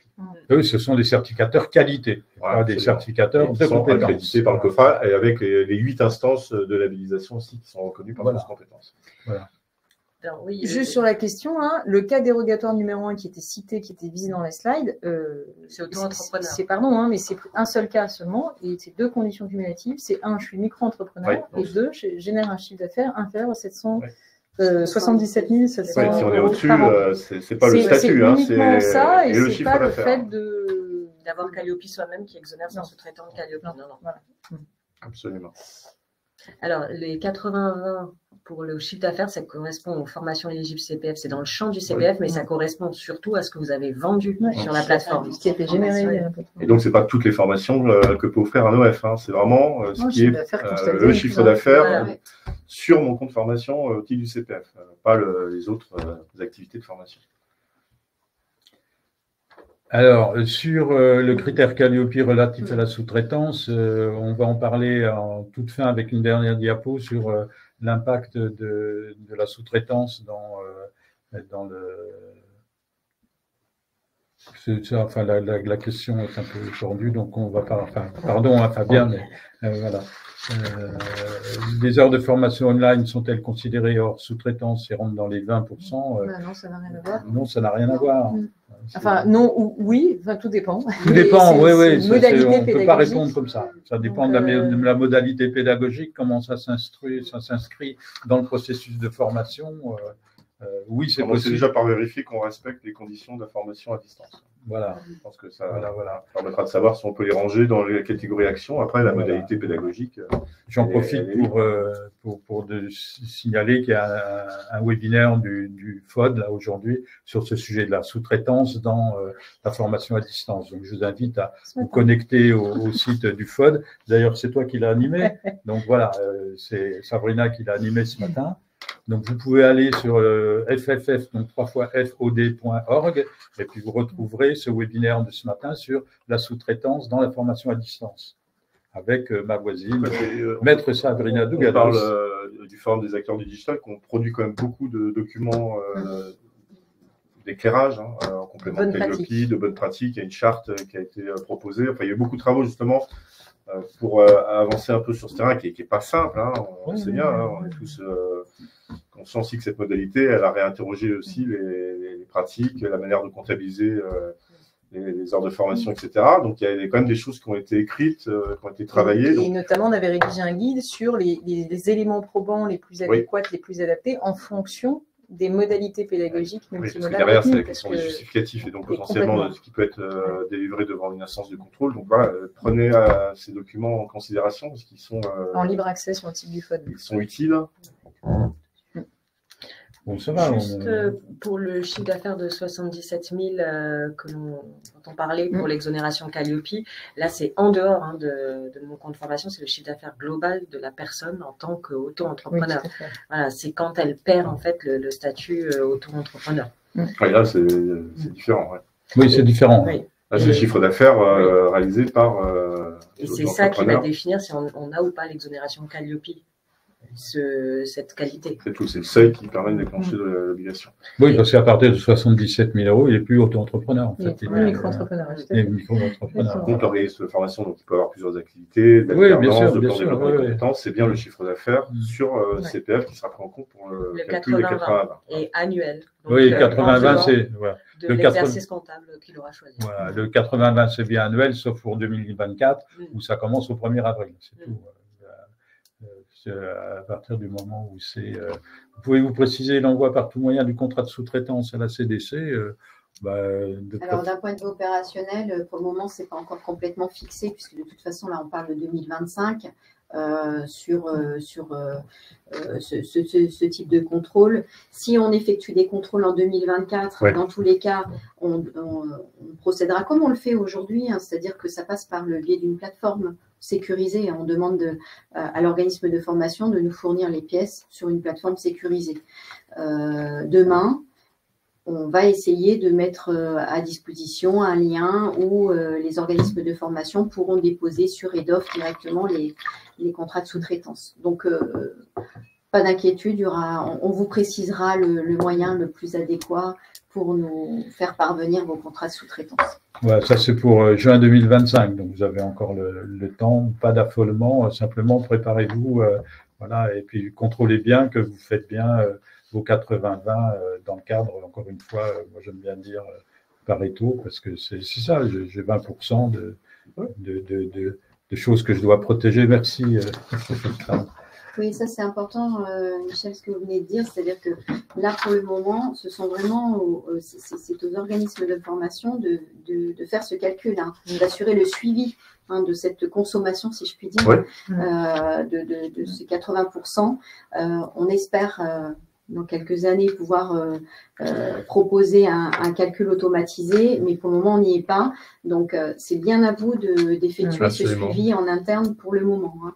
D'où l'intérêt d'avoir les contrats et de pouvoir les produire pour pouvoir justifier sa modalité de calcul. J'ai une autre, je vous soumets un cas. Je fais 20% de mon activité financée sur le CPF, c'est du bilan de compétences. Et puis après, j'ai 80% sur mon CPF, c'est de la formation. C'est au global. C'est au global, hein, c'est bien. Global sur mon compte donc je dis, formation. mais moi, le bilan de compétences, je ne fais pas de sous-traitance, c'est moi qui le fais. Oui. Voilà, je veux dire, je vais tout faire en bilan de compétences, c'est pas de sous-traitance sur le bilan de compétences. Je fais de la sous-traitance que sur la partie formation. L'inverse, hein, mais bon. Donc là, on est bien d'accord, je respecte bien le cadre du 80-20, même si ce sont deux activités différentes. C'est au niveau de la formation. Ça fait partie du chiffre d'affaires. Ça fait partie du chiffre d'affaires pris en charge sur Il faut juste s'assurer que 100% de ton activité bilan de compétences correspond bien à 20% de ton chiffre d'affaires. Ah bah voilà, il y a quand même un modèle économique derrière. C'est ça. Et accessoirement, de s'assurer qu'on est bien dans le respect des règles et des règles de l'art en ce qui concerne la prestation de bilan. Parce qu'il y a eu des campagnes de contrôle. Absolument. Qui ont montré un certain nombre d'écarts. Et voilà, j'invite ceux qui sont sur cette prestation qui est en plus une utilité qu'on peut parfaitement défendre pour les intéressés, les bénéficiaires, mais faut-il encore que ce soit respectueux des textes. Et donc, en la matière, il y a encore des choses à revoir. Voilà. On vous renvoie vers le guide, d'ailleurs, disponible sur Purf. Mais je ne parle pas de bilan de compétences comme ça par hasard. Je pense que l'intérêt à faire soi-même le bilan de compétences, c'est éviter la sous-traitance. Ça, c'est mon point de vue personnel. Alors, il y avait aussi une question à un moment qui était posée, c'est est-ce qu'on peut sous-traiter une partie du bilan. Le bilan, c'est 3 phases. On considère que ça fait partie d'un ensemble qui est unique. Et donc, l'interprétation des textes tels qu'ils sont écrits, et je pense que c'est de bon sens. Soit on réalise, soit on sous-traite la totalité des phases, mais pas une sur 2 ou une sur 3. Oui, c'est très important. L'interprétation extensive des textes, mais qui tient. Oui, mais qui légistiquement. Au-delà du texte, parce qu'effectivement, c'est un texte qui était écrit anciennement, donc on pourrait se dire, attendez, il y a du sens quand même à la prestation en tant que telle. Et encore une fois, vu les constats qui ont pu être opérés dans le cadre des campagnes de contrôle, je crois que ça nous incite vraiment à faire attention à cette prestation. Donc, soit on l'assume, soit on la sous-traite, mais à ce moment-là, on s'assure effectivement que c'est bien respectueux des règles du Code du travail. Je reviens sur les 20% et les 80%, c'est 20% du chiffre d'affaires fait sur la plateforme EDOF, sur le CPF. C'est pas est-ce que j'ai bien 20% de mon activité CPF sur mon activité de mon activité bilan de compétences sur mon activité globale. C'est j'ai 20% de mon activité CPF qui correspond à du bilan de compétences.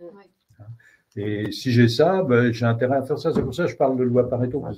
J'ai une activité qui est majeure, et je peux, donc c'est important, c'est le chiffre d'affaires global sur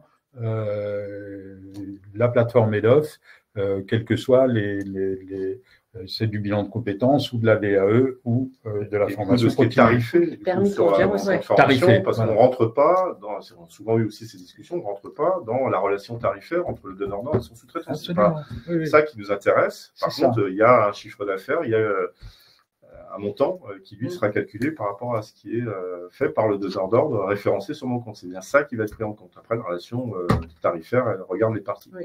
Et le permis de conduire est concerné également. Et le permis de conduire est concerné également, puis la création d'entreprise aussi. Totalement. Voilà, quelle que soit l'activité que je fais, c'est le chiffre d'affaires global que j'ai réalisé sur la plateforme. Voilà, peut-être pas sûr d'avoir bien compris, si un formateur intervient sur une partie uniquement, il n'a pas besoin d'être certifié Qualiopi. Alors, s'il n'est pas auto-entrepreneur, il est exonéré que si il est micro-entrepreneur en respectant le chiffre d'affaires annuel global. C'est pour ça que j'ai essayé de poser de façon la plus claire possible les 2 cas dérogatoires. Mais le sujet de la certification Qualiopi, il faut retenir qu'il y a un seul cas dérogatoire, c'est le micro-entrepreneur. C'est tout. C'est tout. Le sujet de l'animation partielle et qui prépare pas un bloc de compétences, l'habilitation. c'est une autre dérogation. C'est une dérogation qui porte sur le fait de pouvoir, le cas échéant, ne pas être habilité Ne pas être contraint, soi-même. c'est-à-dire, absolument. par l'organisme certificateur compétences. Non, mais c'est vrai. Bon, enfin, bref. Organisateur, moi j'aime bien dire Oui, organisateur. oui, non, mais voilà. Certificateur de compétences, parce que c'est ça qu'il est en fait. C'est pas un certificateur qualité, mais bon. C'est important de distinguer les deux, parce que le certificateur, on ne sait plus de quoi on Mais c'est parle. vrai qu'on peut s'y perdre un peu. Non, mais c'est pas simple, pas- on est d'accord. Hein, il y a quand Mais même bon. deux logiques qui Oui. sont toutes les deux quand même des enjeux de qualité. Hein, Ah sur oui, l'habilitation oui, oui. informée, je le Bien dis, sûr, bien sûr. on sera sans doute amené aussi à renforcer, à préciser le cadre sur ces sujets-là. Ça me paraît important. Ben, on a dit, hein, Christine, pardon, tout ce qui est le coût pédagogique, l'ingénierie, la gestion administrative, tout ça, ça rentre Pas la pas réalisation. dans la réalisation de l'action de formation. C'est des prestations externes. Hein. J'ai eu une auditrice Calliope un jour qui voulait aller en Inde auditer une entreprise de comptabilité qui faisait de la comptabilité pour un organisme de formation, disant bah, si je dois aller l'auditer. Bon, alors non, Oui, l'organisme, votre comptable n'a pas besoin d'avoir de NDA et pas besoin d'être Calliope. Voilà. Et il ne fait pas de la l'appréciation, sous-traitance. ouais.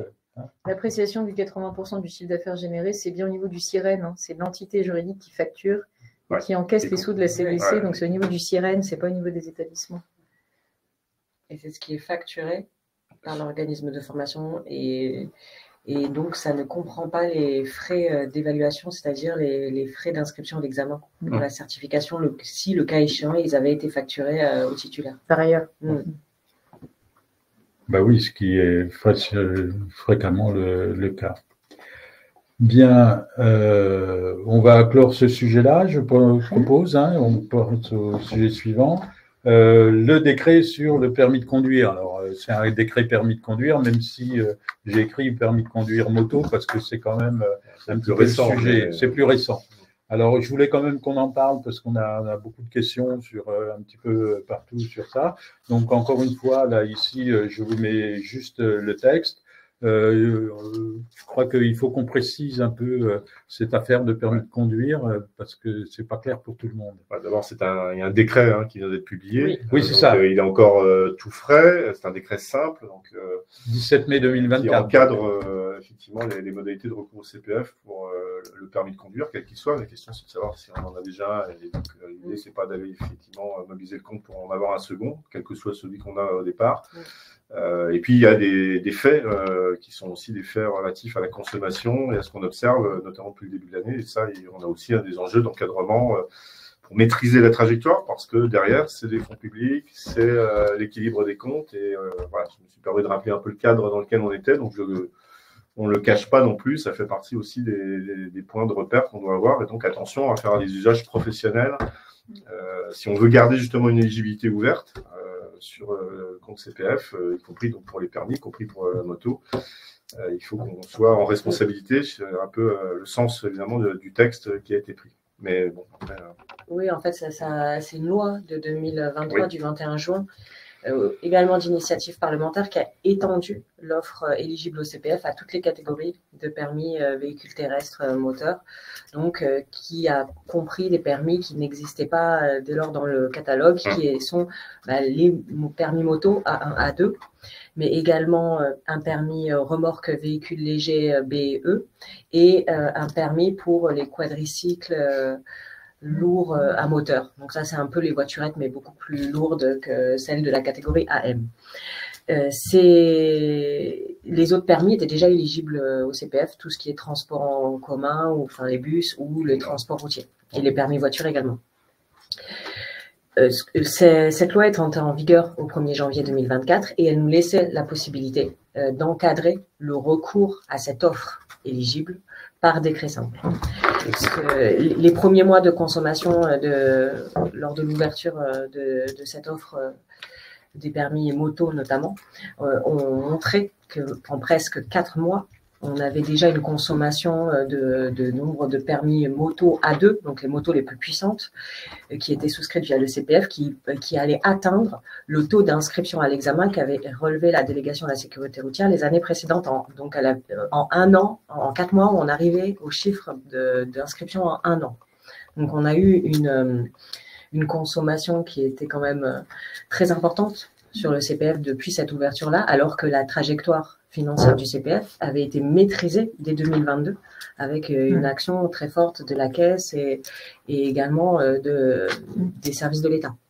Donc, c'est pour ne pas déstabiliser aussi les équilibres qu'on avait pu trouver depuis 2022, il fallait qu'on encadre ce recours massif au CPF qui se déportait vers des A2. Il y a aussi des sujets, d'autres sujets, même en matière de sécurité routière et de place à l'examen, qui allaient, au bout du compte, se faire sentir si on n'allait pas jusqu'à cet encadrement. Donc, après il y a eu des concertations avec les partenaires sociaux, avec les représentants du secteur, également avec les OPCO et les représentants des auto-écoles.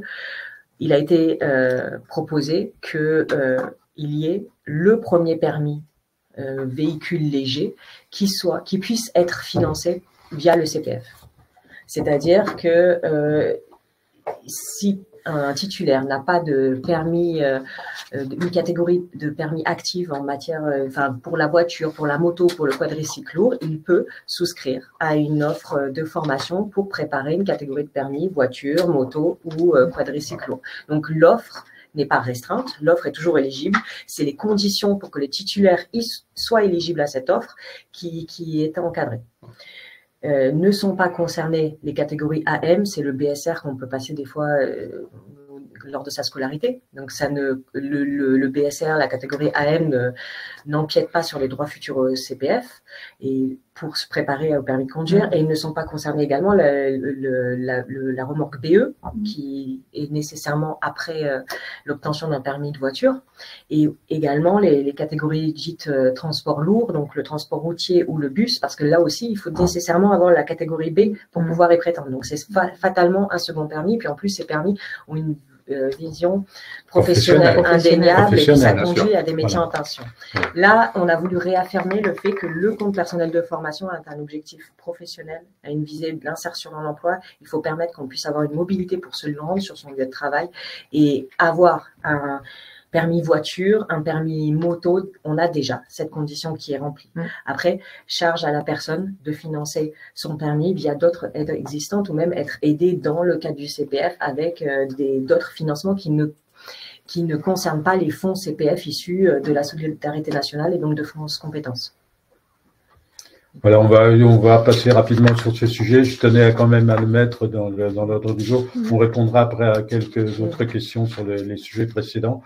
Juste pour expliquer la moto là qui est rayée avec le motocross, c'est juste pour dire que quand vous passez un permis de conduire, c'est bien dans un objectif professionnel. C'est pas pour faire, comme on l'a dit avec Géraldine, c'est pas pour faire du loisir, donc c'est pas pour faire du motocross.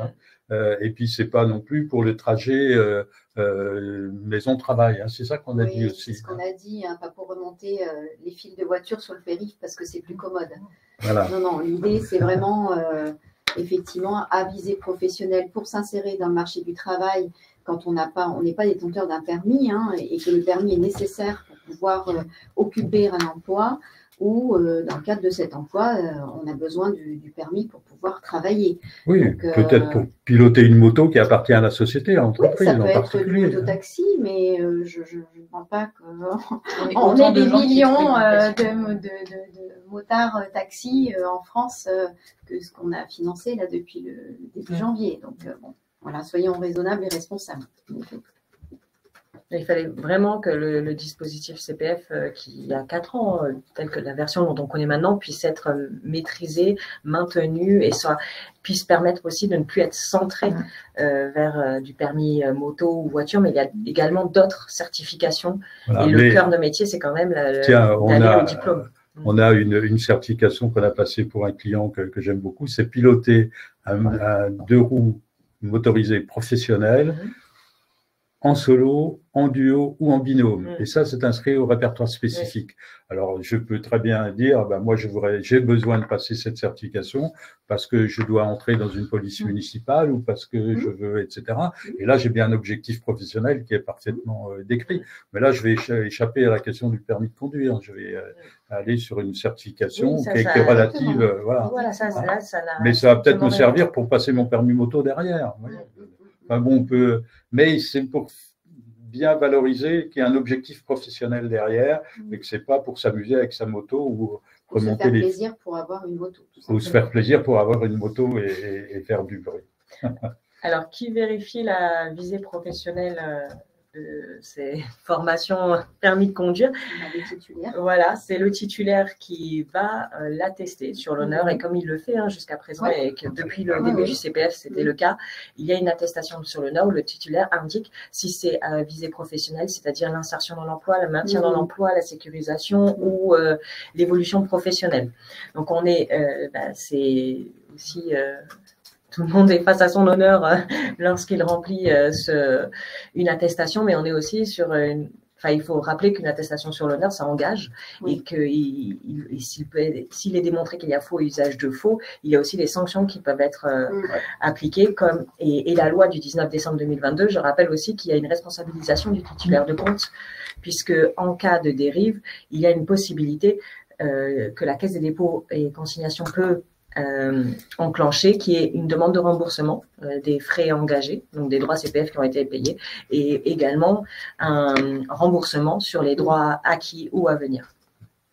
Eh ben, ça nous amène sur notre dernier sujet, qui est les conditions générales d'utilisation du CPF, la version 11, qui date, j'ai mis 23 décembre, mais je crois que c'est le 13 décembre, enfin peu importe la date, ça date de décembre 2023, donc avec un texte qui est l'article 8 dans ces conditions générales d'utilisation. Alors l'article 8 dit les obligations des titulaires de compte, et donc il est clair que dans le cadre de l'utilisation du service de formation, le stagiaire prend les engagements ci-dessous, s'inscrire à l'examen de certification, d'accord ?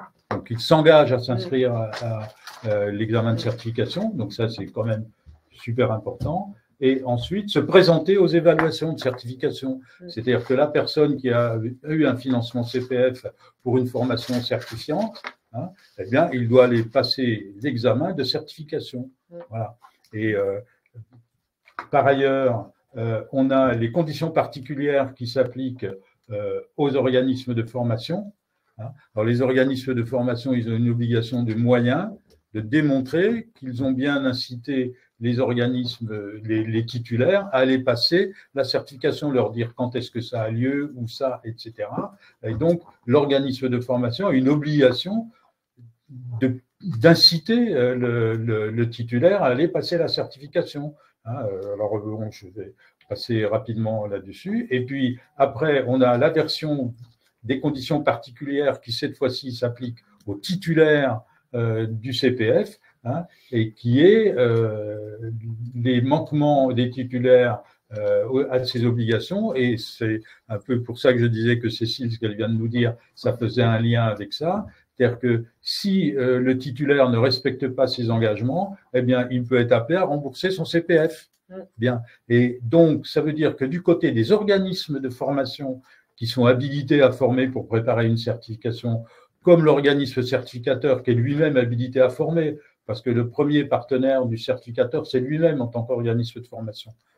Eh bien, j'incite les personnes qui ont eu un financement CPF pour passer la certification à aller passer la certification. Donc, moi, ma responsabilité d'organisme de formation, j'ai reçu de l'argent du CPF, de la Caisse des dépôts pour ça, j'ai l'obligation d'informer le titulaire de la certification du CPF des conditions dans lesquelles il va passer l'examen. Voilà. Et puis, si la personne ne va pas passer l'examen, eh bien, elle pourrait être appelée à rembourser la Caisse des dépôts. Et donc ça, je crois que c'est un élément qui est super important à prendre en compte pour les organismes de formation, d'inciter, d'obliger les personnes titulaires du CPF à aller passer la certification. Voilà. Parce qu'il y a aussi des contrôles de France Compétences et de la Caisse des dépôts qui vont arriver sur les organismes partenaires en disant bah tiens, c'est bizarre, mais vous nous avez déclaré 1000 personnes, là, vous avez bénéficié de 1000 financements CPF, et puis il n'y en a que 150 qui sont allés passer l'assertif. Pourquoi? Hein? Et donc, c'est un double effet, ça. Il y a l'obligation de moyens pour l'organisme de formation, mais il y a aussi l'obligation de résultat quelque part. Hein. Mais il y a une responsabilisation du titulaire. Et il y a une responsabilisation du titulaire. Lui rappeler ce que c'est le CPF et pourquoi ces droits sont mis à sa disposition. Et ben voilà. C'est en vue de s'insérer, de se maintenir ou de rester dans l'emploi, d'évoluer. C'est de se dire, je vais avoir une certification, un diplôme. Et c'est ça qui va permettre que mon employeur me fasse évoluer ou me maintienne ou me prenne en fait pour cet emploi-là. Exactement. Voilà, et ça a fait le lien avec un autre outil qui est développé et qui est en version bêta actuellement sur mon compte formation, qui est le moyen de mobiliser les compétences acquises et ces certifications acquises, qui est le passeport de compétences. Puisque dès lors que on obtient un diplôme ou une certification, cette information, on la retrouve de manière garantie avec une donnée garantie certifiée par la Caisse des dépôts et consignations auprès de son passeport et on peut éditer un CV. Qui fait foi devant son futur employeur. Alors, depuis quand l'obligation de passage de la certification est-elle entrée en vigueur? J'ai envie de dire depuis le début, toujours. Oui. Hein, depuis toujours. Mais c'était pas exprimé de façon aussi claire que dans l'article 8 de la version 11. Et c'est pour ça que j'ai insisté pour qu'on le présente, parce que enfin, on a un article qui le mentionne de façon très claire. Et c'est très important, ça. Hein. Donc, alors, cette obligation, elle est inscrite dans l'article 8 depuis la version 11, qui est en vigueur depuis décembre 2023. Mais là, au moins, c'est clair. On a les éléments, les organismes de formation avec cette version 11, ils ont les éléments entre les mains pour convaincre les titulaires qu'il faut qu'ils aillent passer la certification. Et encore une fois, la certification, c'est ce qui te permet d'assurer la liberté de choisir son avenir professionnel. C'est le document que j'ai dans la main, dans la poche, que je vais présenter à un employeur en lui disant… Qui sera tracé dans le passeport. Voilà, et qui sera tracé dans le passeport de compétences. Donc, c'est ça qui valorise, qui fait que ça me permet d'acquérir la liberté de choisir mon avenir professionnel.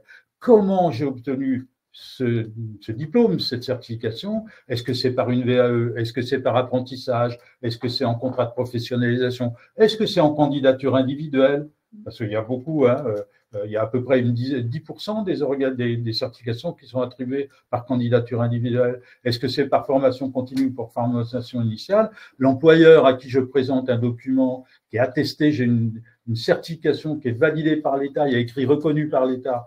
Parce que enregistré au RNCP ou au RS, c'est ça que ça veut dire. Ma certification, elle a de la valeur.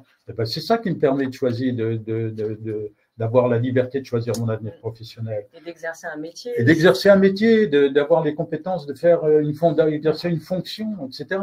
Bon, comment je l'ai obtenu? Est-ce que ça a été financé par le CPF? C'est secondaire. Oui. Et là, il y avait une question, oui, mais si la certification, l'évaluation a lieu dans une autre ville et qu'il faut un hôtel, il revient aussi à l'organisme de formation quand il y a cette souscription et ce dialogue avec le titulaire de CPF ou même un autre stagiaire, c'est de se dire, oui, voilà, on l'informe. C'est aussi sentir sa motivation. Peut-être dire aussi qu'il peut y avoir des aides à la mobilité sur ces cas particuliers, comme des choses qui existent en la matière.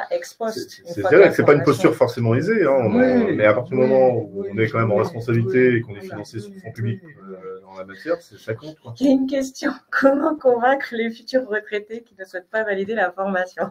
Voilà. Alors, Alors, le CPF, déjà, il y a un souci. Voilà, c'est l'insertion, le maintien et l'évolution professionnelle. Donc, fatalement, ça ne colle pas avec la retraite ou la préparation de la retraite. C'est la solidarité nationale pour permettre que ces personnes se maintiennent ou restent dans l'emploi. Donc, en effet, ce sont des droits qu'on acquiert tout au long de sa vie, mais qui s'arrêtent. Enfin, la mobilisation et l'alimentation s'arrêtent lorsque l'on part à la retraite. Et c'est vrai que c'est il ne faut pas qu'on compare ça avec les cotisations qu'on verse pour obtenir des droits à retraite. C'est pas pareil. Le droit à la formation, on ne va pas cotiser pour l'utiliser une fois qu'on sera à la retraite, quand on a du temps et qu'on veut exercer notre activité. Après, il y a le compte engagement citoyen qui peut avoir du sens par rapport à une activité bénévole, etc. Mais c'est pas le même cadre. Donc, il n'y a pas à les convaincre parce que normalement, ils ne devraient pas. Voilà. Donc, alors, j'ai envie de dire pour Anaïg Roux, c'est ça le prénom, les titulaires sont informés, nous n'avons pas les dates à l'avance, il faut vous rapprocher du certificateur. Oui. Le certificateur, il a le devoir de vous informer justement aussi. Alors, ça renvoie à une question qui était posée tout à l'heure sur pourquoi l'Éducation nationale ne publie pas la liste parce que l'Éducation nationale ne reconnaît aucun organisme de formation pour former. Ce qui veut dire que c'est la porte ouverte à tous les abus sur « je vous prépare à un CAP, puis vous allez passer le CAP en candidature libre ». On ne dit plus candidature libre, on dit candidature individuelle. Voilà. Et donc, il n'y a pas de contrôle, il n'y a rien. Quant au ministère du Travail… ils sont quand même bien conscients aussi de cette problématique. Ils vont évoluer, je pense. Travailler, ça va bouger. Alors après, je ne suis pas là pour parler pour leur compte, mais ça interagit aussi avec d'autres obligations et la manière dont l'éducation nationale intervient aussi sur les écoles, etc. Donc, c'est un peu plus compliqué qu'il n'y paraît. C'est pour ça qu'aujourd'hui, il n'y a pas encore cette procédure d'habilitation, mais ça a vocation, je pense, à évoluer effectivement à terme. En tout cas, ce n'est pas un sujet qui n'est pas identifié de leur part. En tout cas, ils habilitent les CFA, ça c'est sûr, hein, mais pas les organismes d'autres questions et aussi questions de moyens, etc. Mais c'est bien un sujet qui est quand même identifié et sur lequel ils travaillent et avancent. En revanche, côté ministère du Travail, pour les titres professionnels, là, c'est une accréditation. C'est plus une habilitation à former ou évaluer. C'est une accréditation qui est accordée par les régions, par les DRIETS, les DRETS. Voilà. Et donc, ce qui fait qu'on a quand même sur les certifications ministère du Travail, quelquefois, pléthore d'organismes de formation parce que c'est des accréditations régionales. Voilà, je crois qu'on a fait le tour de nos questions. On n'a plus de… Alors, non, pardon, j'oubliais le dernier point que j'avais voulu mettre aussi à l'ordre du jour. Bon, c'est une petite slide que j'ai voulu faire sur comment retrouve-t-on cette question de la sous-traitance dans la version 9 du guide de lecture Calliope. Donc, pour les indicateurs 1, 2, 3, c'est non applicable, enfin, c'est le texte. Hein. Et puis, les indicateurs 7, 9, 13, 16, 28, l'organisme certificateur tient compte des missions confiées pour la prestation de cet indicateur. L'organisme certificateur, là, cette fois-ci, l'organisme certificateur Calliope. Hein. C'est plus l'organisme certificateur France Compétences. Voilà. C'est-à-dire l'auditeur ou l'auditrice tient compte des missions confiées pour l'appréciation de cet indicateur. Donc, à nouveau, comment tenir compte des missions confiées? En produisant le contrat de sous-traitance. En produisant le contrat de sous-traitance. Si ce n'est pas le cas, on sera dans l'application des 32 indicateurs de manière mécanique. Voilà. Et puis, quelqu'un a parlé d'indicateur 28, je crois, tout à l'heure. Dans l'indicateur 28, vous produisez votre contrat de sous-traitance. Hein, comment vous gérez la sous-traitance et puis comment vous êtes dans la relation, comment vous vérifiez que votre sous-traitant, même s'il est Calliope, il respecte votre Calliope à vous. Hein. Parce que ce n'est pas son Calliope qui compte, c'est le vôtre, hein, en tant que donneur d'ordre. Sachant que le sous-traitant pédagogique, en dehors du CPF, il n'a pas du tout l'obligation d'être certifié Calliope lui-même. Hein. Absolument. Soit bien clair. Absolument. Il le souhaite. Alors, la vérité, c'est qu'il y en a pas mal qui font cette démarche de manière volontaire, mais ce n'est pas une contrainte, sauf pour le cas particulier de la sous-traitance CPF. Voilà, mais je me souviens au tout début de Calliope, certains organismes de formation disaient je vais vérifier qu'il respecte bien Calliope, s'il a sa certification Calliope, il respecte Calliope. J'ai dit non, il respecte son Calliope à lui. Mais le jour où il travaille pour vous comme organisme donneur d'ordre, c'est votre Calliope à vous qui compte et c'est votre Calliope à vous qui doit respecter. Ce n'est pas la même chose. Hein? Voilà. Et donc, c'est important. Indicateur 26, lorsque la prestation échantillonnée est une prestation pour laquelle il intervient en sous-traitance, le prestataire démontre qu'il dispose d'un réseau de partenaires. Hein, donc là, c'est le prestataire sous-traitant. Hein. J'en profite juste pour dire que ça a été dans les premières déclarations publiques du haut-commissaire à l'enseignement et à la formation professionnelle, parce qu'en termes d'organisation gouvernementale, il y a évidemment Catherine Vautrin en tant que ministre du Travail, de la Santé et des Solidarités, et puis il y a donc Geoffroy de Vitry qui assume donc cette fonction de haut commissaire. Donc c'est d'ailleurs le même libellé qu'avait Carole Grandjean, donc l'enseignement et la formation de base, ce qui nous permet aussi de continuer à travailler avec nos collègues justement de l'éducation nationale. Donc il a fait de ce sujet de la qualité un des chantiers prioritaires qui est remis en discussion, notamment avec les partenaires sociaux, mais qui fera l'objet évidemment de travaux en atelier classiquement, y compris avec les représentants de formation, parce qu'on est sur un sujet qui est un peu permanent, évidemment, d'amélioration continue, on l'a toujours dit. Donc le cœur à l'ouvrage est de nouveau appelé et on continuera d'y travailler. Il y a aussi des sujets de lutte contre la fraude qui sont à traiter, alors plutôt dans le champ d'apprentissage. Je pense que sur la partie CPF, évidemment, la vigilance est de mise et elle va continuer à l'être et les campagnes de contrôle vont se poursuivre.